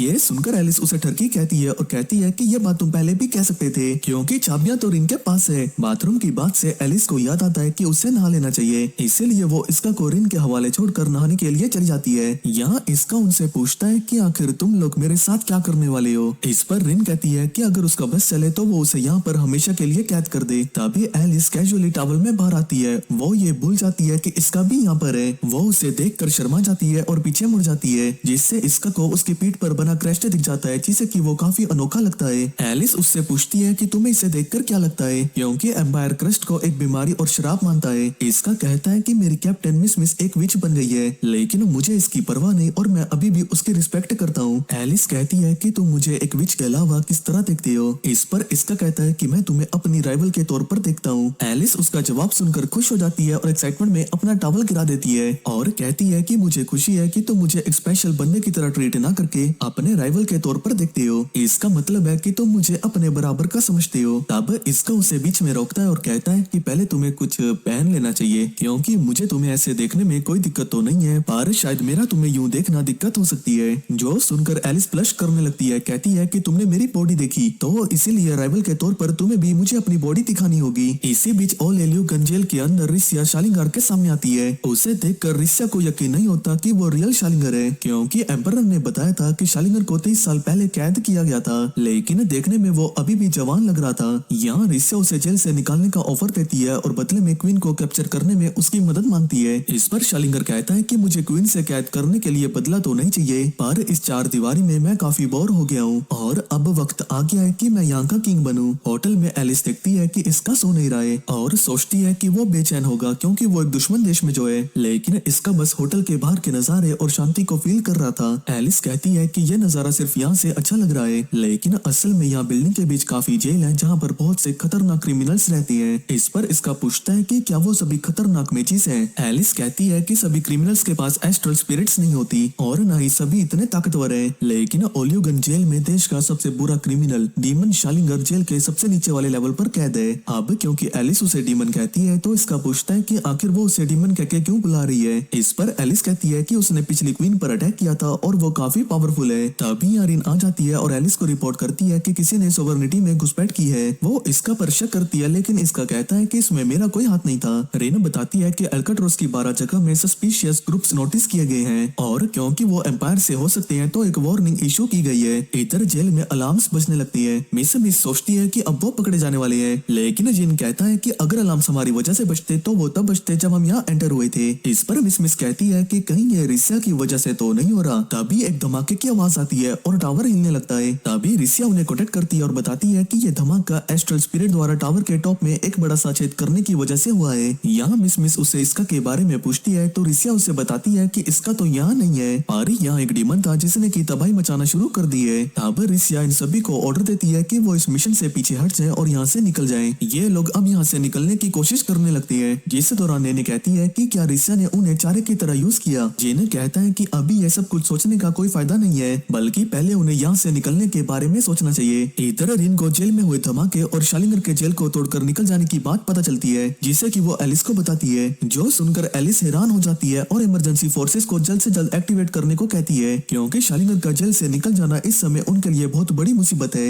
एलिस को लगता है कि शालिंगर क्वीन यानी कि उसकी माँ की एस्ट्रल क्रेस्ट को चुराने की कोशिश करेगा, इसलिए वो डिसाइड करती है कि वो उसे रोकने के लिए खुद वहाँ पर जाएगी। रिन उसे वहाँ पर जाने से मना करती है, जिस पर एलिस उसे कहती है कि उसके अलावा कोई और शालिंगर को रोक नहीं पाएगा, तो इसलिए उसे वहाँ जाना ही होगा। इसके बाद वो इसका से कहती है कि अभी तुम्हें मैं कुछ नहीं बता सकती, क्योंकि हम लोग दुश्मन जो है, पर काश मैं बता पाती। फिर एलिस इसका से सवाल करती है कि अगर मैं तुमसे मदद मांगू तो क्या तुम मेरी मदद करोगे। अब इससे पहले कि इसका जवाब दे, एलिस अपना मन बदल लेती है और जाने से पहले उसे एक नया रुमाल देती है, क्योंकि उसने उसका पुराना वाला गंदा कर दिया था। वो ये भी कहती है कि मैं तुम्हें ये काफी वक्त से देना चाहती थी, पर रिन की वजह से ये नहीं दे पाई, तो प्लीज मुझे अजीब मत समझना। मैं उम्मीद करती हूँ कि तुम इसे एक्सेप्ट करोगे और अपने साथ ले जाओगे। इसके बाद वो उसे अलविदा कहकर चली जाती है। दूसरी तरफ जेल में जिन को एहसास होता है कि वो लोग गार्ड से सीधा नहीं लड़ सकते, इसीलिए वो उनका ध्यान बटाने का डिसाइड करता है और चाहता है कि मिस और ने इसका फायदा उठाकर उन्हें एक ही झटके में खत्म कर दे, लेकिन मिस उसे रोकती है और खुद ही चारा बनने का फैसला करती है। इसके बाद वो गार्ड्स के सामने आ जाती है और भागने लगती है, लेकिन गार्ड्स उसे घेर लेते हैं और पकड़ लेते हैं। लेकिन इससे पहले कि वो उस पर अटैक करने वाले होते, जिन और ने उसकी मदद को आ जाते हैं और इलेक्ट्रो बुलेट से सभी गार्ड्स को ढेर कर देती है। इसके बाद होटल में इसका को अपना फोन बजता हुआ सुनाई देता है और रियलाइज करता है कि एलिस उसे वहीं पर छोड़ गई थी। फोन पर मिस थी, जो उससे पूछती है कि वो किस सिचुएशन में है। इसका बताता है कि वो एक होटल के टॉप फ्लोर पर अकेला है, जबकि एलिस और लियो गन जेल की तरफ गई है। मिस उसे बताती है कि वो लोग भी इसी जेल के अंदर हैं, जिसे सुनकर वो हैरान हो जाता है। फिर जिन उसे कहता है कि बाकी की चीजें मैं तुम्हें बाद में समझाऊंगा, फिलहाल तुम यहाँ आकर हमसे मिलो। जिन फिर पूछता है कि क्या वो होटल से बाहर निकल भी सकता है या नहीं। इस पर इसका कहता है कि इन हथकड़ियों के होते हुए मुझे नहीं लगता कि मैं यहाँ से निकल सकता हूँ। लेकिन फिर उसे एलिस के दिए हुए रुमाल के बारे में याद आता है, जिसके नीचे उसे हथकड़ी की चाबी मिलती है, जो एलिस खुद छोड़कर गई थी। दूसरी तरफ एलिस और रिन जेल पर पहुंचते हैं कि तभी उनकी कार पर अटैक होता है, लेकिन वो क्रैश होने से पहले कूद जाती है। एलिस देखती है कि जेल के आसपास आग लगी हुई है, तो इसीलिए वो अपनी आइस पावर से उसे फ्रीज कर देती है और गार्ड से कहती है कि अभी वो उन्हें कमांड करेगी। इसका भी अपनी टीम के पास पहुंच जाता है। मिस भी उसके पास आती है और उससे माफी मांगते हुए कहती है कि अगर वो ताकतवर होती तो उसे किडनैप होने नहीं देती। इस पर इसका कहता है कि इसमें तुम्हारी कोई गलती नहीं है, बल्कि वो मैं ही हूँ जिसने की बिना सोचे समझे जूस को पी लिया था। इसके बाद इसका मिस से अपनी स्वॉर्ड्स को वापस लेता है और उन सभी को होटल के पीछे उसका इंतजार करने को कहता है। इतना कहकर वो ओलिलियो गन जेल की तरफ चला जाता है। इधर रिन शालिंगर से टकरा जाती है और शालिंगर उसकी तारीफ करते हुए कहता है कि भले ही तुम एक नौकर हो, पर काफी काबिल हो। रिन सीधा उसे गद्दार कहकर एड्रेस करती है और कहती है कि उसने क्वीन की एस्ट्रल स्पिरिट चुराने की कोशिश की थी। ये सुनकर शालिंगर को गुस्सा आ जाता है और कहता है कि तुम मुझे चोर कहकर मेरा अपमान कर रही हो। मैं यहाँ का किंग हूँ और किंग होने के नाते टैक्स के तौर पर एस्ट्रल स्पिरिट्स को कलेक्ट करना मेरा हक है, और सभी स्पिरिट्स को कलेक्ट करके मैं किंग से भी कुछ बड़ा, बहुत ही ताकतवर बन जाऊंगा। लेकिन रिन कहती है कि तुम सिर्फ एक क्रिमिनल हो और तुम जो चाहे कर लो, तुम कभी भी एक किंग नहीं बन पाओगे। इतना कहकर रिन उसके ऊपर अपनी कुनाई फेंकती है, लेकिन वो उन्हें हिट नहीं कर पाती, क्योंकि वो उन्हें ब्लॉक करने के लिए एक विंड एस्ट्रल स्पिरिट का यूज करता है। उसके पास एक नहीं बल्कि कई सारी एस्ट्रल स्पिरिट्स थी, जो कि जरूर उसने उनके यूजर से चुराई होगी। अब इसके काउंटर में रिन गोलम को समन करती है, लेकिन शालिंगर आसानी से उसके टुकड़े टुकड़े कर देता है। इसके बाद रिन उसे डेब्रिज से पकड़ने की कोशिश करती है, लेकिन शालिंगर उसे ओवर पावर करके वापस से उसके ऊपर फेंक देता है और कहता है कि मेरे पास जो अर्थ एस्ट्रल स्पिरिट है वो एक प्योर ब्रीड का है, इसीलिए तुम्हारी एस्ट्रल स्पिरिट मेरे सामने कुछ भी नहीं है। ये सुनकर रिन बहुत ज्यादा गुस्सा हो जाती है, क्योंकि प्योर ब्रीड एस्ट्रल स्पिरिट्स होने का मतलब है कि उसने वो एस्ट्रल स्पिरिट किसी शाही खून वाली से चुराई थी। वो कहती है कि तुम्हारे गुनाहों की सजा बहुत लंबी होगी। शालिंगर उसे बीच में रोकता है और कहता है कि भौंकना बंद करो, देखो उन शाही घराने के लोगों को जिन्हें अपनी एस्ट्रल स्पिरिट्स को ताकतवर बनाने की इच्छा ही नहीं है, लेकिन मैं उन लोगों से कई गुना बेहतर हूँ। इसके बाद शालिंगर रिन पर अपनी इनविजिबल ब्लास्ट से अटैक करता है, जिससे कि रिन घायल होकर नीचे गिर जाती है। शालिंगर कहता है कि मजा नहीं आ रहा, ऐसा लग रहा है जैसे कि मैं किसी कुत्ते या बिल्ली को टॉर्चर कर रहा हूँ। इसके बाद वो उस पर फाइनल अटैक करके उसे खत्म करने वाला होता है, लेकिन तभी इसका उसकी मदद को आता है और उसके अटैक को बीच में से काट देता है। शालिंगर ये देखकर हैरान हो जाता है कि उसने उसके इनविजिबल इनविजिबल ब्लास्ट को इतनी आसानी से काट दिया। अब इसका रिन से पूछता है कि क्या यही वो बंदा है जो कि एलिस का दुश्मन है। इसका शालिंगार से लड़ने के लिए मान जाता है इस शर्त पर कि अगर वो जीत गया तो रिन उसे और उसके दोस्तों को उनके देश में जाने से नहीं रोकेगी। रिन के पास उसकी मदद लेने के अलावा और कोई चारा नहीं था।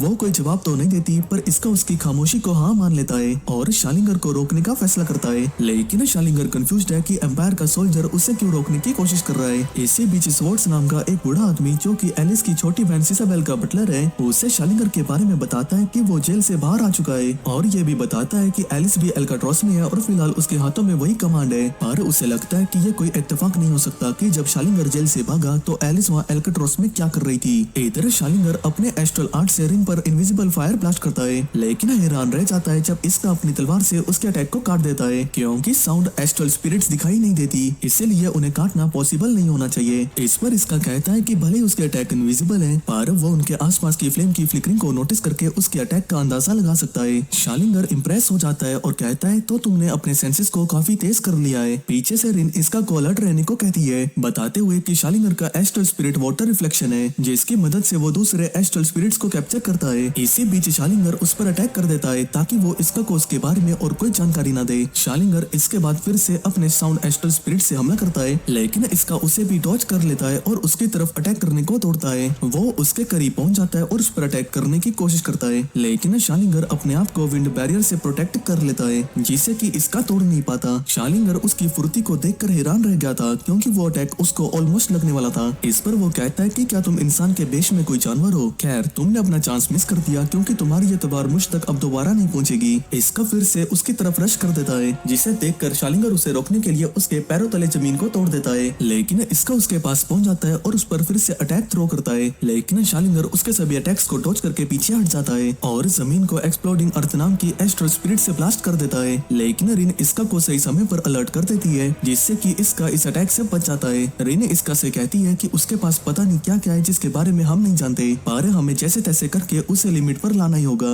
ये सुनकर शालिंगर हंसने लगता है और कहता है कि अभी मैंने कुछ दिखाया ही कहाँ है। एक एस्ट्रल स्पिरिट्स की असली पावर उसकी कल्पना से कहीं ज्यादा होती है जिसकी पावर तुम लोगों ने आज तक नहीं देखी पर आज तुम उस चीज की गवाह बनोगे। दूसरी तरफ हम नेमलेस को देखते हैं जो कि अचानक से एलिस पर पीछे से अटैक कर देता है लेकिन एलिस उसे सेंस कर लेती है और तुरंत ही अपने आइस से उसके अटैक को ब्लॉक कर लेती है। एलिस उससे पूछती है कि क्या उसी ने शालिंगर की जेल से बाहर निकलने में मदद की। इस पर वो कहता है कि फर्क नहीं पड़ता कि मैंने उसे आजाद किया या नहीं, फर्क ये पड़ता है कि शालिंगर के आजाद होने से पूरी की पूरी जेल अब आग की लपटों में झुलस रही है और उसकी वजह से सोवरेनिटी की मुसीबतें भी बढ़ने वाली है। इस पर एलिस कहती है कि वो उससे रोक कर रहेगी। इतना कहकर एलिस उस पर आइस वर्ड से अटैक कर देती है लेकिन नेमलेस पीछे हट जाता है और कहता है कि मेरा काम हो गया। इतना कहकर वो गायब हो जाता है। इधर शालिंगर आइस और फायर को कंबाइन करके इसका पर शूट करता है और इसका उसे भी काट देता है लेकिन इससे अटैक और भी स्ट्रॉन्ग हो जाता है जिससे इसका को अटैक हिट कर जाता है। रिन शालिंगर से कहती है कि यही कारण तो नहीं कि तुम एस्ट्रल स्पिरिट्स को लोगों से चुराती हो ताकि उन्हें कंबाइन करके एक पावरफुल अटैक बना सको। लेकिन शालिंगर रिवील करता है कि एक एस्ट्रल स्पिरिट को दूसरे से कंबाइन करना कुछ नया नहीं है, मेरा मकसद इससे कहीं बढ़कर है। मैं चाहता हूँ कि इंसानों को एस्ट्रल स्पिरिट्स के साथ कंबाइन करूँ। आज तक सिर्फ 2 लोगों ने ये कमाल करके दिखाया है जिनमें से एक फाउंडर नेबुलस थी और मैं भी उस लेवल तक पहुँचना चाहता हूँ। अब रिन उससे रोकने के लिए फिर से तैयार हो जाती है। इस पर शालिंगर कहता है कि मैंने अभी इसका को तुम्हारे सामने ही खत्म किया था तो क्या अब तुम भी वही चाहती हो। इस पर रिन कहती है कि उसे मारने के लिए तुम्हें उस अटैक से कहीं ज्यादा चाहिए होगा क्योंकि वो वही है जिसे एलिस ने अपना राइवल माना है और जो एक बार उसी फाउंडर को भी हरा चुका है जिसके लेवल पर तुम पहुंचना चाहती हो। शालिंगर कहता है तुम झूठ बोल रही हो ना। इसके बाद वो रिन को मारने के लिए अटैक करने वाला होता है लेकिन इसका अचानक से उसके सामने आ जाता है जिससे कि वो हैरान रह जाता है कि इसका बच कैसे गया। तब इसका अपनी स्वॉर्ड्स की एबिलिटी को रिवील करता है जिससे कि शालिंगर को रियलाइज होता है ओह तो तुमने अटैक से बचने के लिए खुद को आइस से कवर कर लिया था। शालिंगर इसके बाद एयर और लाइटनिंग स्पिरिट का यूज करता है जिससे एक बड़ा सैंडस्टॉर्म बन जाता है लेकिन रिन इसका को बचाने के लिए अपनी अर्थ स्पिरिट से एक गोलम को क्रिएट कर लेती है। ये देखकर शालिंगर को गुस्सा आ जाता है और पहले रिन से छुटकारा पाने का डिसाइड करता है लेकिन जैसे वो उस पर अटैक करता है तो एलिस उसे बचाने आ जाती है और उसके अटैक को फ्रीज कर देती है। इसका भी शालिंगर पर अटैक करने को रश करता है लेकिन वो फाइट करने के लिए स्वॉर्ड्स को क्रिएट कर लेता है जिनके की इसका टुकड़े कर देता है। ये देख कर कि उसके हाथ में अब एडवांटेज नहीं रहा, शालिंगर पीछे हटने लगता है और कहता है कि मुझे एक महान एस्ट्रल मेज बनने से कोई नहीं रोक सकता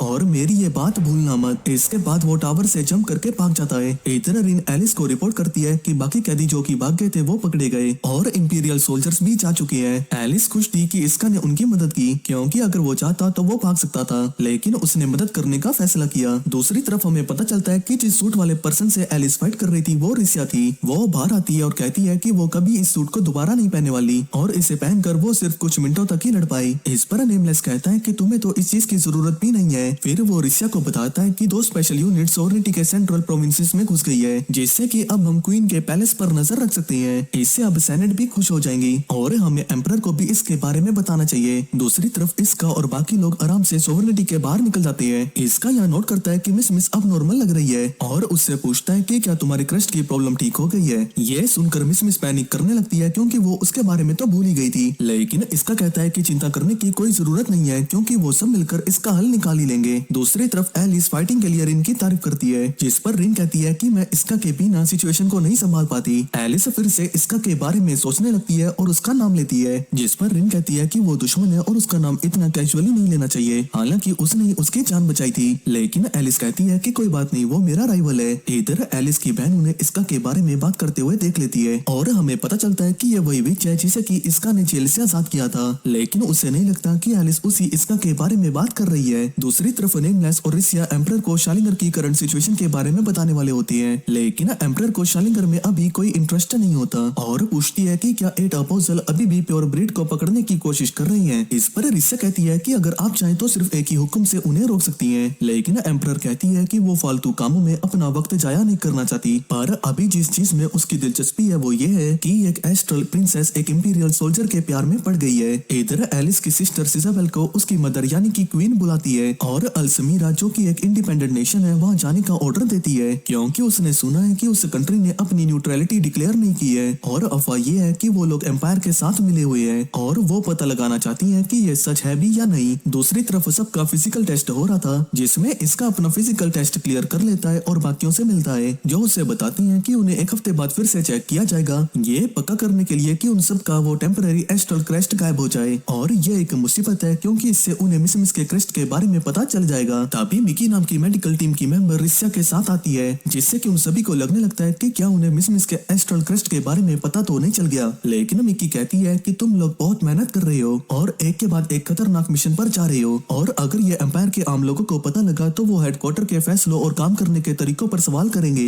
लेकिन रिसिया कहती है कि कोई बड़ी बात नहीं है, हमें बस पकड़े जाने से बचना है। आप ने सोचने लगती है कि इन सब का क्या मतलब है। इस पर मिकी उन्हें बताती है कि तुम लोगों को एक वेकेशन की जरूरत है, वो भी 60 दिन के एक लंबे वेकेशन की, और तब तक तुम कोई मिशन और काम नहीं करोगे। जो सुनकर मिस बहुत खुश होती है, क्योंकि इसकी वजह से अगले हफ्ते होने वाला एस्ट्रल क्रेस्ट चेकअप टल जाएगा, जिससे उन्हें वेकेशन खत्म होने तक मिस के पकड़े जाने का डर नहीं रहेगा। तब सभी लोग वेकेशन पर जाने के लिए तैयार हो जाते हैं। इधर एलिस पेपर वर्क करते हुए बोर हो जाती है और कहती है कि वो कुछ एक्साइटिंग करना चाहती है, लेकिन रिन कहती है कि उसने कुछ दिन पहले ही काफी एक्साइटमेंट वाली चीजें कर ली है। रिन फिर उससे उसकी चाय देती है, जिसे कि वो पीना शुरू ही करती है कि तभी किसी के वापस लौटने की खुशी में बाहर बैंड बजने लगता है। एलिस कहती है कि ये जरूर उसकी बहन एल्टियर के लिए होगा। इस पर रिन कहती है कि क्वीन बनने के लिए उसकी वोट की कैंपेन अच्छी चल रही होगी, क्योंकि वो इतनी जल्दी वापस जो आ गई है। तब एलिस जाकर उसका वेलकम करने का डिसाइड करती है। जिस दौरान वो सिसाबेल से टकराते हैं, लेकिन वो उनसे मुंह मोड़ लेती है, जिसे देखकर रिन मेंशन करती है कि वो आजकल काफी अजीब बर्ताव कर रही है, जबकि पहले वो काफी ज्यादा फुर्तीली और क्यूरियस हुआ करती थी। एलिस कहती है कि इसमें उसकी कोई गलती नहीं है, क्योंकि पैलेस में चीजें काफी अजीब चल रही है। मिनिस्टर लोग हमेशा यही बात कर रहे होते हैं कि अगली क्वीन कौन बनेगी, तो शायद इसी वजह से वो बदली बदली रहती है। यहाँ तक कि ऐसी चीजों से उसका खुद का मन भी कभी कभी पैलेस को छोड़ने का करता है। इस पर रिन कहती है कि नहीं, तुम ऐसा नहीं कर सकती, क्योंकि सेंट्रल प्रोविंसेस में पावरफुल मेजेस इकट्ठा हुए हैं और क्वीन उन्हें एम्पायर इन्वेजन के खतरे के कारण पूरे देश में असाइन करने का सोच रही है। इस पर एलिस कहती है कि तब तो उसे यहाँ से भाग ही जाना चाहिए, लेकिन रिन बताती है कि सिसाबेल ऑलरेडी पैलेस छोड़कर क्वीन के ऑर्डर पर अल्समीरा जा रही है, इसीलिए तुम्हें यहीं रहना होगा।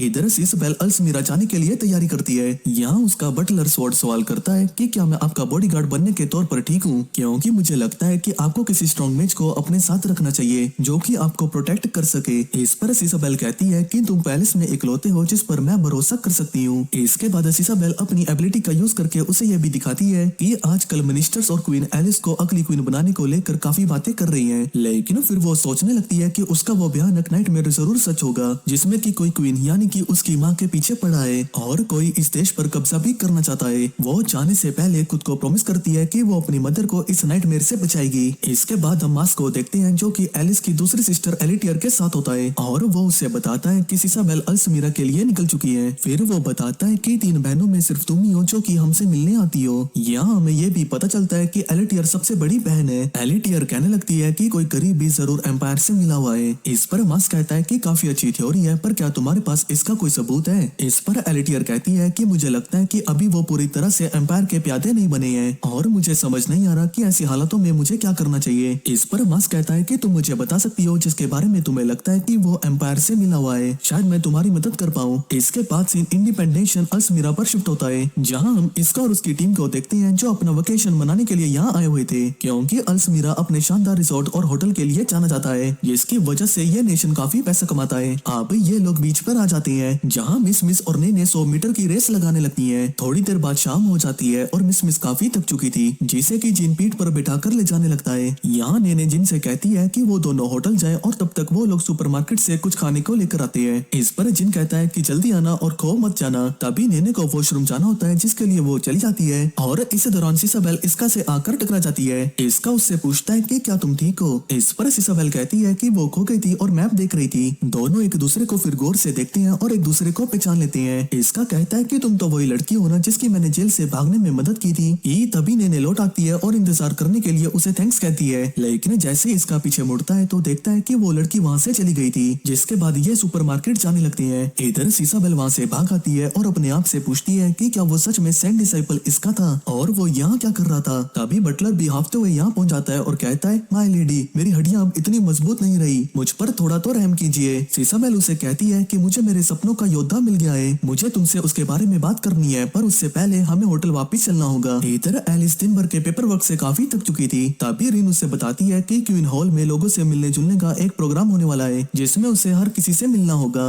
ये सुनकर एलिस उसे कहती है कि क्या तुम्हारे अंदर दिल नहीं है जो हमेशा मुझे टॉर्चर करती रहती हो। कि तभी क्वीन यहाँ आती है जो एलिस से साथ चलने को कहती है। दूसरी तरफ सिसाबेल उसी जगह वापस आ जाती है जहाँ वो इसका से टकराई थी और अपनी एबिलिटी को यूज करके उसके जाने के बाद की मूवमेंट को देखती है। बटलर इसका को देखता है और सिसाबेल से पूछता है, माय लेडी, क्या आप सच में इस लड़के से मदद के लिए पूछने वाली है? जिस पर सिसाबेल कहती है कि हाँ। इधर एलिस अपनी मदर से पूछती है कि वो उसे कहाँ लेकर जा रही है। इस पर क्वीन कहती है कि मेरे पास सिसाबेल के कमरे की चाबी है, क्योंकि मुझे उसकी रूम की तलाशी लेनी है। मुझे लगता है कि बीते दिनों वो काफी अजीब बर्ताव कर रही है, जिसकी वजह मैं जानना चाहती हूँ। देखो, तुम दोनों ही मेरी बेटी हो और मैं तुम दोनों को ही एक राजकुमारी की तरह देखती हूँ, पर लोगों को सिसाबेल से ज्यादा उम्मीदें नहीं है, जिस वजह से उसका इलेक्शन में जीतना मुश्किल लग रहा है। फिर रिन क्वीन से पूछती है कि क्या आपने इसीलिए सिसाबेल को अल्समीरा भेजा ताकि आप उसके कमरे की तलाशी ले सके। इस पर क्वीन कहती है कि नहीं, ऐसी बात नहीं है, बल्कि मैंने उसे इसलिए भेजा क्योंकि वो इस काम को अच्छे से कर सकती है और साथ ही ये एक अच्छा मौका भी है उसके कमरे में जाने का।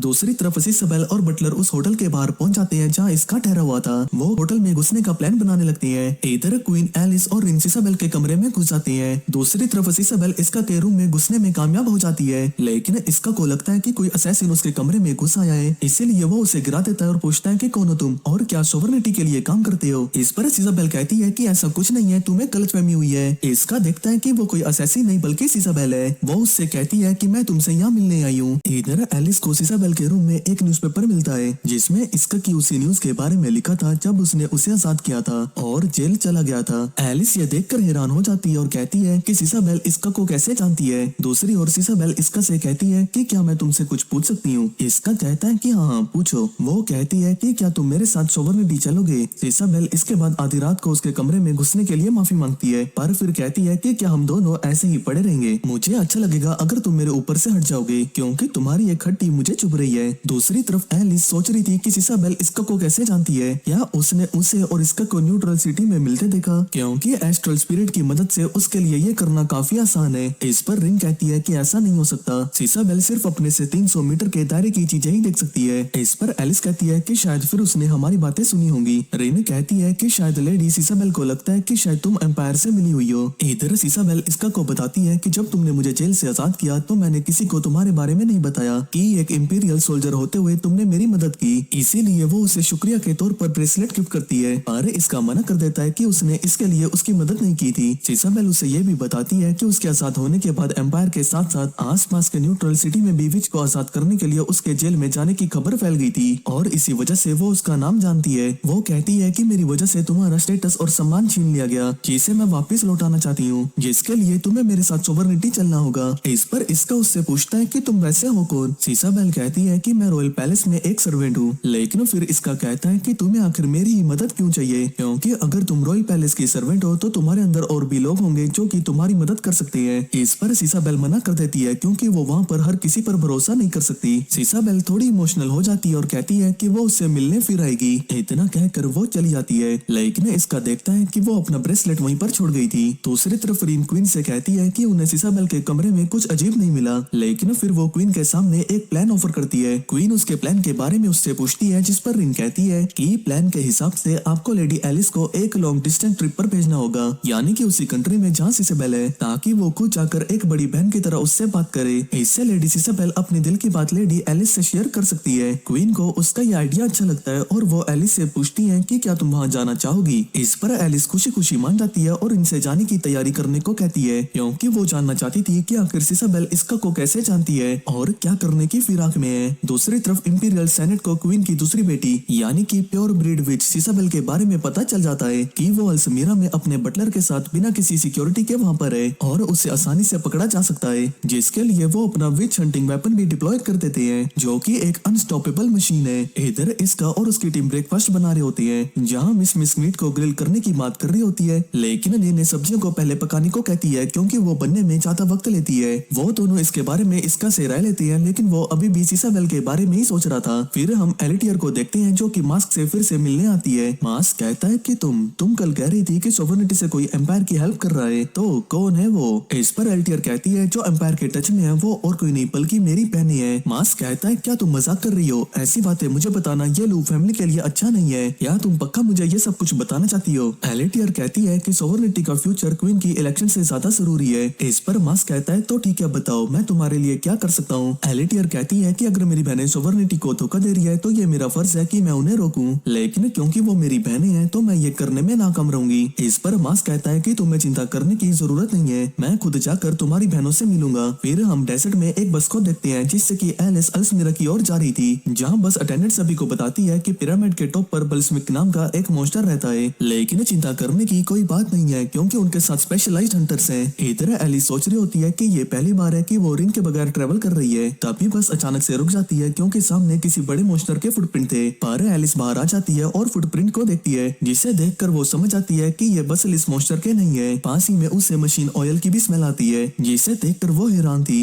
जिससे कि हम ये समझ पाते हैं कि ये फुटप्रिंट एम्पायर की विच हंटिंग मशीन के हैं। दूसरी तरफ हम देखते हैं कि इसका के कहने पर इन लोगों ने वो होटल छोड़ दिया था। मिस काफी थक जाती है और कहती है कि वो कल वाले होटल में ही रुक सकते थे, लेकिन इसका कहता है कि वो होटल काफी महंगा है, इसलिए थोड़ा सस्ता होटल देखेंगे जो कि उनके बजट में हो। लेकिन असल में उसे फिक्र थी कि वो कहीं सीसाबेल की वजह से अपनी टीम को खतरे में ना डाल दे। अब यहाँ पर मिस का क्रेस्ट फिर से चमकने लगता है, जिस पर वो कहती है कि उन्हें इसका कुछ करना होगा। जिन कहता है कि उन्हें चिंता करने की जरूरत नहीं है क्योंकि वेकेशन खत्म होने में अभी काफी वक्त है, लेकिन फिर वो उसी बीच नूरो के बारे में बताता है जो कि अपना क्रेस्ट छुपाकर एम्पायर में रही थी। जेनो उसी चीज को यहाँ पर ढूंढने की सलाह देता है जैसे कि नोरो ने अपने क्रेस्ट को छुपाया था, और इस कंट्री में उस चीज को ढूंढना आसान होगा क्योंकि यहाँ पर सोवर्निटी का भी सामान मिलता है, और अगर वो लकी रहे तो उन्हें वो चीज यहाँ पर मिल सकती है। फिर ये लोग दूसरे होटल पर पहुंच जाते हैं, लेकिन इसका सेंस कर लेता है कि सीसाबेल आसपास ही है, इसीलिए वो कहता है कि वो करेंसी एक्सचेंज कराने जा रहा है। इस पर मिस कहती है कि वो लोग जल्दी ही डिनर के लिए जाने वाले हैं, तो जल्दी आना। फिर इसका सीसाबेल को ढूंढने लगता है कि तभी वो उसके सामने आ जाती है। इसका पूछता है कि आखिर तुमने मुझे ढूंढा कैसे। इस पर सीसाबेल कहती है कि मैंने कहा था कि मैं वापस आऊंगी। इसका कहता है कि ठीक है पर हमें कहीं और चलना चाहिए। ये लोग होटल से दूर आ जाते हैं, जहाँ इसका कहता है कि मैंने आज ही होटल चेंज किया, पर तुम्हें इसके बारे में पता कैसे चला। तब सीसाबेल उसे अपने एस्ट्रल क्रेस्ट के बारे में बताती है, जिसकी मदद से वो पास्ट को किसी वीडियो की तरह देख सकती है, जिसकी मदद से उसने उसके नए होटल का पता लगाया। इसका कहता है कि तुम्हारी एबिलिटी तो काफी अच्छी है, पर क्या मुझे एक इंपीरियल सोल्जर को इसके बारे में बताना गलत नहीं है। सीसाबेल कहती है कि मैं बस तुम्हारे साथ ईमानदार हो रही हूँ, पर मैंने कल तुमसे एक झूठ बोला।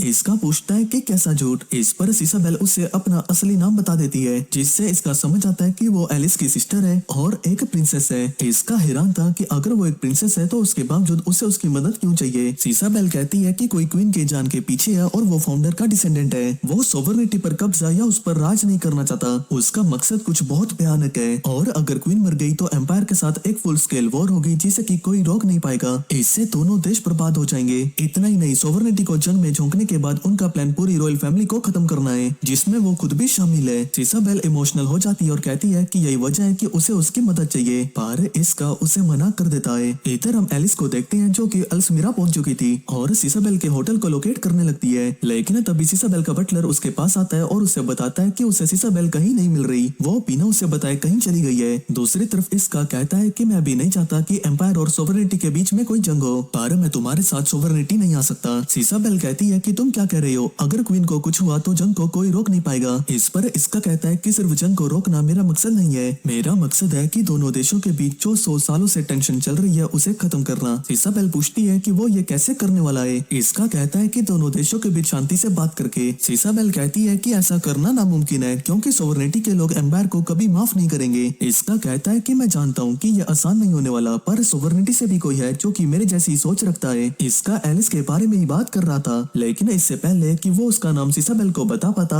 मास्क अपने सोल्जर के साथ यहाँ पहुंच जाता है। सीसाबेल उसे देखकर पूछती है कि वो यहाँ क्या कर रहा है, लेकिन मास्क उससे सवाल करता है कि तुम इस लड़के के साथ क्या कर रही हो। इससे पहले कि सीसाबेल बता पाती, मास्क कहता है कि कोई जरूरत नहीं है, मैं उसे पहले से ही जानता हूँ, ये एक इंपीरियल सोल्जर है। क्वीन को यह जानकर बहुत बुरा लगेगा कि तुम एक इंपीरियल सोल्जर से मिली हुई हो। सीसाबेल कहती है कि ऐसा कुछ नहीं है, बल्कि मैं यहाँ अपने देश को बचाने के लिए आई हूँ, एक गद्दार से जो कि क्वीन के खिलाफ साजिश कर रहा है, जिसमें मुझे इसका की जरूरत है। मास्क कुछ भी सुनने से इनकार कर देता है और दिखाता है कि उसने सब कुछ रिकॉर्ड कर लिया है, इसे वो उसके खिलाफ यूज करेगा। सीसाबेल समझ आती है कि उसे फर्क नहीं पड़ता कि सच क्या है और झूठ क्या, वो बस दो फैमिली यानी कि खुद की फैमिली को इलेक्शन में जिताना चाहता है ताकि सोवरेनिटी पर उसकी फैमिली रूल कर सके। अब मास्क अपने सोल्जर से उसे पकड़ने का ऑर्डर देता है, जिसे देख सीसाबेल भागने लगती है। उसके सोल्जर उसके पीछे जाने लगते हैं, लेकिन इसका उन्हें रोक देता है। तभी सीसाबेल के सामने वही विच हंटिंग ड्रैगन आ जाता है जिसे कि एम्पायर ने भेजा था। इसका उसे देख पहचान जाता है कि वो एम्पायर का ड्रॉइड सोल्जर है और सोचने लगता है कि ये यहाँ क्या कर रहा है। उसे रोकने के लिए इसका जाने लगता है, लेकिन मास्क उसके रास्ते में आ जाता है। तुम्हें क्या लगा मैं तुम्हें इतनी आसानी से जाने दूंगा। वो और उसके सोल्जर इसका पर अटैक कर देते हैं, जिन्हें कि वो डॉज कर लेता है। इसका मास्क को रुक जाने को कहता है और समझाता है कि सीसाबेल कोई गद्दार नहीं है, जिस पर मास्क कहता है कि सोवरेनिटी के हिसाब से सीसाबेल का तुमसे बात तक करना एक क्राइम है, जिस वजह से उसे सोवरेनिटी की राजगद्दी के इलेक्शन से हटा दिया जाएगा। तभी इसका की टीम भी यहाँ पहुंच जाती है और मिस मास्क को देखकर पहचान जाती है कि वो वही बदमाश है जिसने कि उसे वर्टेक्स में फेंक दिया था। इधर विच हंटिंग मशीन यहाँ मौजूद सभी विच और मेजिस की एस्ट्रल एनर्जी को डिटेक्ट करने लगती है, जिसमें मिस भी शामिल थी, लेकिन इन सब में सबसे ज्यादा एनर्जी सीसाबेल इमिट कर रही थी, इसलिए मेका उस पर अपना टारगेट लॉक कर लेता है। इसके बाद मास्क अपने सोल्जर को सीसाबेल को पकड़ने का ऑर्डर देता है, लेकिन मेका के चलते सोल्जर उस पर अटैक करने लगते हैं, जिसके बाद मेका सोल्जर को रुकावट समझकर अपने रास्ते से हटा देता है और सीसाबेल के सामने आकर उस पर अटैक करने के लिए रेडी हो जाता है। मास्क लॉर्ड देखता है कि अगर मेका सीसाबेल को खत्म कर भी देता है तब भी उसी का फायदा है। तभी जिन उस पर शूट कर देता है, जिसे देखकर वो जिन से कहता है कि तुम लोग सीसाबेल को क्यों बचाना चाहते हो, वो तो तुम्हारी दुश्मन है। इस पर जिन कहता है कि मुझे उसकी कोई फिक्र नहीं है, तुमने हमारी बॉस मिस को वर्टेक्स में फेंका था और यही वजह है कि मैं तुम्हारी धुलाई करना चाहता हूँ। तभी जिन और मिस पर मास्क के सोल्जर फायर अटैक करने लगते हैं। इधर मेका सीसाबेल पर एनर्जी ब्लास्ट थ्रो करता है, जिससे इसका एन मौके पर आकर अपनी स्वॉर्ड से काट देता है। तभी नेने भी यहाँ पर अपने वेपन के साथ आ जाती है और इसका से कहती है कि उसे वेपन को रेडी करने के लिए थोड़ा वक्त चाहिए होगा। इसके बाद इसका मेका पर अटैक करना शुरू कर देता है। इसका एक के बाद एक काफी अटैक करता है, पर हार्ड शेल की वजह से उसका कोई भी अटैक काम नहीं करता। इस दौरान मेका सीसाबेल पर अटैक करने की कोशिश करता है, लेकिन इसका उससे बचा लेता है। यहाँ सीसाबेल उससे पूछती है कि वो उसकी मदद क्यों कर रहा है, जबकि उसने मना कर दिया था। इसका कहता है कि मास्क एक बुरा आदमी है और मैं नहीं चाहता कि मैं तुम्हें उसके हवाले कर दूं या ऐसे ही मर जाने दूं। तभी नेने बताती है कि वेपन अटैक करने के लिए रेडी है। इसके बाद वो अटैक को लॉन्च कर देती है, जो कि मेका को डायरेक्ट हिट करता है। दूसरी तरफ जिन और मिस मास्क के सोल्जर से बचकर भाग आते हैं, लेकिन मास्क यहाँ पहुंच जाता है और जिन पर अटैक कर देता है और उसके हाथ को बुरी तरह से जख्मी कर देता है। फिर वो कहता है कि अब तुम अपने इस हाथ से स्नाइपर यूज नहीं कर पाओगे। इस पर जिन कहता है कि मुझे इसकी जरूरत नहीं पड़ेगी। इतना कहकर वो अपने दूसरे हाथ से उसे गन से शूट कर देता है, लेकिन मास्क उसे रिकॉर्डिंग डिवाइस की वजह से बच जाता है। लेकिन सीसाबेल के खिलाफ जो सबूत उसने रिकॉर्ड किया था वो बर्बाद हो गया था। मास्क इसके बाद चारों तरफ गैसोलीन की बैरल बिखेर देता है और सोल्जर से आग लगाने को कहता है, लेकिन उनका मैजिक काम नहीं करता। मास्क देखता है कि ये मिस की वजह से हो रहा था, क्योंकि उसका क्रेस्ट चमक रहा था और विंड प्रोड्यूस कर रहा था, जिस वजह से उनका फायर अटैक काम नहीं कर रहा। ये देखकर मास्क समझ आता है कि उसे ये पावर जरूर वर्टेक्स में गिरने से मिली होगी। इसका मतलब वो रिसर्च करने के लिए बहुत अच्छा ऑब्जेक्ट है, इसीलिए वो मिस की तरफ बढ़ता है, लेकिन जिन उसके हेड पर शूट कर देता है, जिससे कि उसका मास्क टूट जाता है। मास्क कहता है कि तुम्हारे साथ मजा आया, पर मैं जल्दी वापस लौटूंगा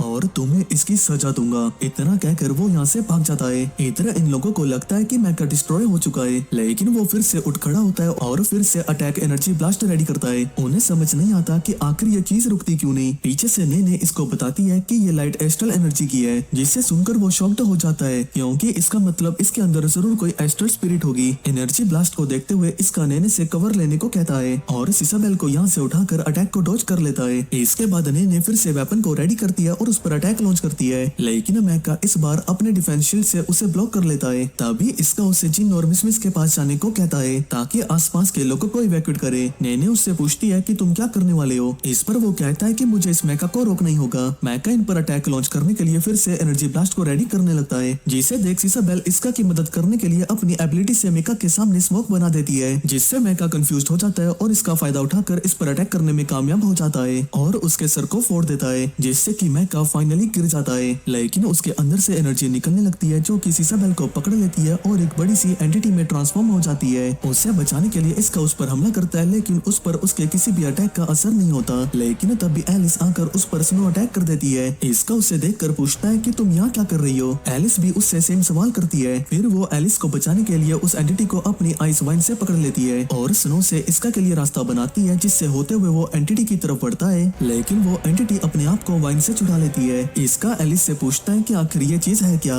इस पर वो उसे बताती है कि ये एक एस्ट्रल स्पिरिट है। ये सुन इसका कहता है कि आखिर एम्पायर इसकी मदद से क्या करना चाहता है। कि तभी वो देखता है कि एस्ट्रल स्पिरिट उनकी तरफ अटैक थ्रो करने वाली है, इसीलिए वो एलिस से अपनी शील्ड को यूज करने को कहता है। एलिस उसके कहने पर शील्ड को ओपन कर लेती है, जिससे वो उसके एनर्जी अटैक को इजीली ब्लॉक कर लेती है। लेकिन एस्ट्रल स्पिरिट इतने में नहीं रुकती, वो चारों तरफ तबाही मचाने लगती है, जिसे देख एलिस इसका से कहती है कि मैं राइवल के तौर पर तुमसे लड़ना चाहती हूँ, पर ये इस चीज के लिए सही वक्त नहीं है। फिलहाल हमें इस एस्ट्रल स्पिरिट को रोकना ही होगा। इसके लिए हमें फिर से एक साथ काम करना होगा। इसका इसके लिए मान जाता है, जिसके बाद ये दोनों एक साथ एस्ट्रल स्पिरिट पर टूट पड़ते हैं। अल्टीमेट अटैक बनाने के लिए एलिस आइस वॉल क्रिएट करती है, जिसके बाद एलिस अपना endless fan and sword dance और इसका स्वॉर्ड अवेकन यूज करता है, जो कि एस्ट्रल स्पिरिट की एनर्जी अटैक को काटते हुए उसे हिट कर देता है, जिसके बाद ये उसे खत्म करने में कामयाब हो जाती है और सिसाबेल भी आजाद हो जाती है। दूसरी तरफ सेनेट को पता चल जाता है कि उनका विच हंटिंग वेपन तबाह हो चुका है, जिसकी उन्हें बिल्कुल भी उम्मीद नहीं थी। लेकिन ये लोग अपने अगले प्लान पर काम करना शुरू कर देते हैं। इधर ये दोनों एक दूसरे को शुक्रिया अदा करते हैं और एलिस ब्लश करने लगती है और कहती है कि मैं तुमसे फाइट नहीं करना चाहती। तभी सिसाबेल जाग जाती है और एलिस से पूछती है कि क्या वो इसका को जानती है और उसका इसका के साथ क्या रिलेशनशिप है। इस पर एलिस बात टालते हुए कहती है कि मैं उसे नहीं जानती। पर सिसाबेल कहती है कि काफी देर हो चुकी है, मुझे पता है कि तुम झूठ बोल रही हो। इस पर एलिस इसका को आंख दिखाती है और कहती है कि बताओ उसे कि हम दोनों एक दूसरे को नहीं जानते। ये देख सिसाबेल कहती है कि अगर ऐसी बात है तो ठीक है। इसका मैं तुमसे कहना चाहती हूँ कि तुम मेरे सपनों के राजकुमार हो। ये सुन एलिस कहती है ये तुम क्या कह रही हो सिसाबेल। इस पर सिसाबेल कहती है कि तुम्हें इससे कोई फर्क नहीं पड़ना चाहिए। एलिस इसका की तरफ देखती है और कहती है कि ये गलत हो रहा है। कि तभी इसका को उसके साथियों की आवाज सुनाई देती है, जो कि उसे आवाज लगा रहे थे, जिससे सुन वो इन दोनों को छोड़कर वहाँ से जाने लगता है। सिसाबेल कहती है कि मैं तुम्हारा पीछा नहीं छोड़ूंगी। इधर इसका अपने साथियों से मिलता है, जिसे कि सही सलामत देखकर वो काफी खुश होते हैं। फिर इधर हम रिसिया और नेमलेस को देखते हैं, जिनको की पता लगता है कि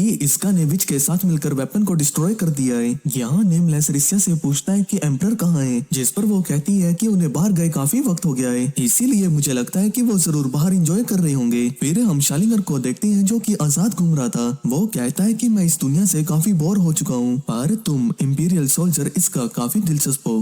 तभी वो पेड़ के पीछे कुछ नोटिस करता है और एनर्जी रीड करने के बाद हैरान रह जाता है, क्योंकि वो और कोई नहीं बल्कि एम्परर था। शालिंगर कहता है कि मुझे नहीं लगा था कि तुम मुझसे मिलने आओगे एम्परर यूनिलिजन। एम्परर उसके पास आता है और कहता है कि मेरे पास तुम्हें बताने के लिए कुछ खास है। इसके बाद हम मास्क को देखते हैं, जो कि अपनी भतीजी किसिंग से कहता है कि वक्त आ गया है तुम्हें क्वीन के इलेक्शन के लिए तैयार करने का। फिर हम पैलेस का सीन देखते हैं, जहाँ एलिटियर अपनी माँ के ऑर्डर पर उसके पास आती है और कहती है कि क्वीन क्या आपने मुझे बुलाया। क्वीन कहती है कि मुझे तुमसे कुछ जानना है। एलिटियर कहती है कि हाँ पूछिए। क्वीन पूछती है कि क्या तुम ही थी जिसने औरों को बताया कि सिसाबेल अल्समीरा में थी, और एक बात और, क्या तुम सच में असली एलिटियर हो। इस पर एलिटियर एक इविल स्माइल करती है। इसके बाद हम एलिस और इसका को देखते हैं, जो कि चोरी छुपे फिर से एक दूसरे से मिलने आए थे। एलिस कहती है कि हम हमेशा ऐसे क्यों मिलते हैं। इस पर इसका कहता है कि सही कहा, पर मुझे इससे कोई एतराज नहीं है। फिर एलिस कहती है कि जब भी तुम्हें आसपास सोवर्निटी का कोई बंदा या मेरी बहन सिसाबेल दिखे, तो तुम्हें हमेशा ये नाटक करना होगा कि तुम मुझे नहीं जानते। इसके लिए इसका मान जाता है। दोनों साथ में टाइम स्पेंड करते हैं और फिर मिलेंगे कहकर अपने अपने देश की तरफ निकल जाते हैं। और इसी के साथ इस इस एनिमे का सीजन 1 यहीं पर खत्म हो जाता है। तो भाई लोग, अगर आपको ये एनिमे पसंद आया तो वीडियो को लाइक और कमेंट करना मत भूलना, और ऐसे ही मजेदार एनिमे वीडियोस को देखने के लिए एनिकाजे को सब्सक्राइब कर लेना।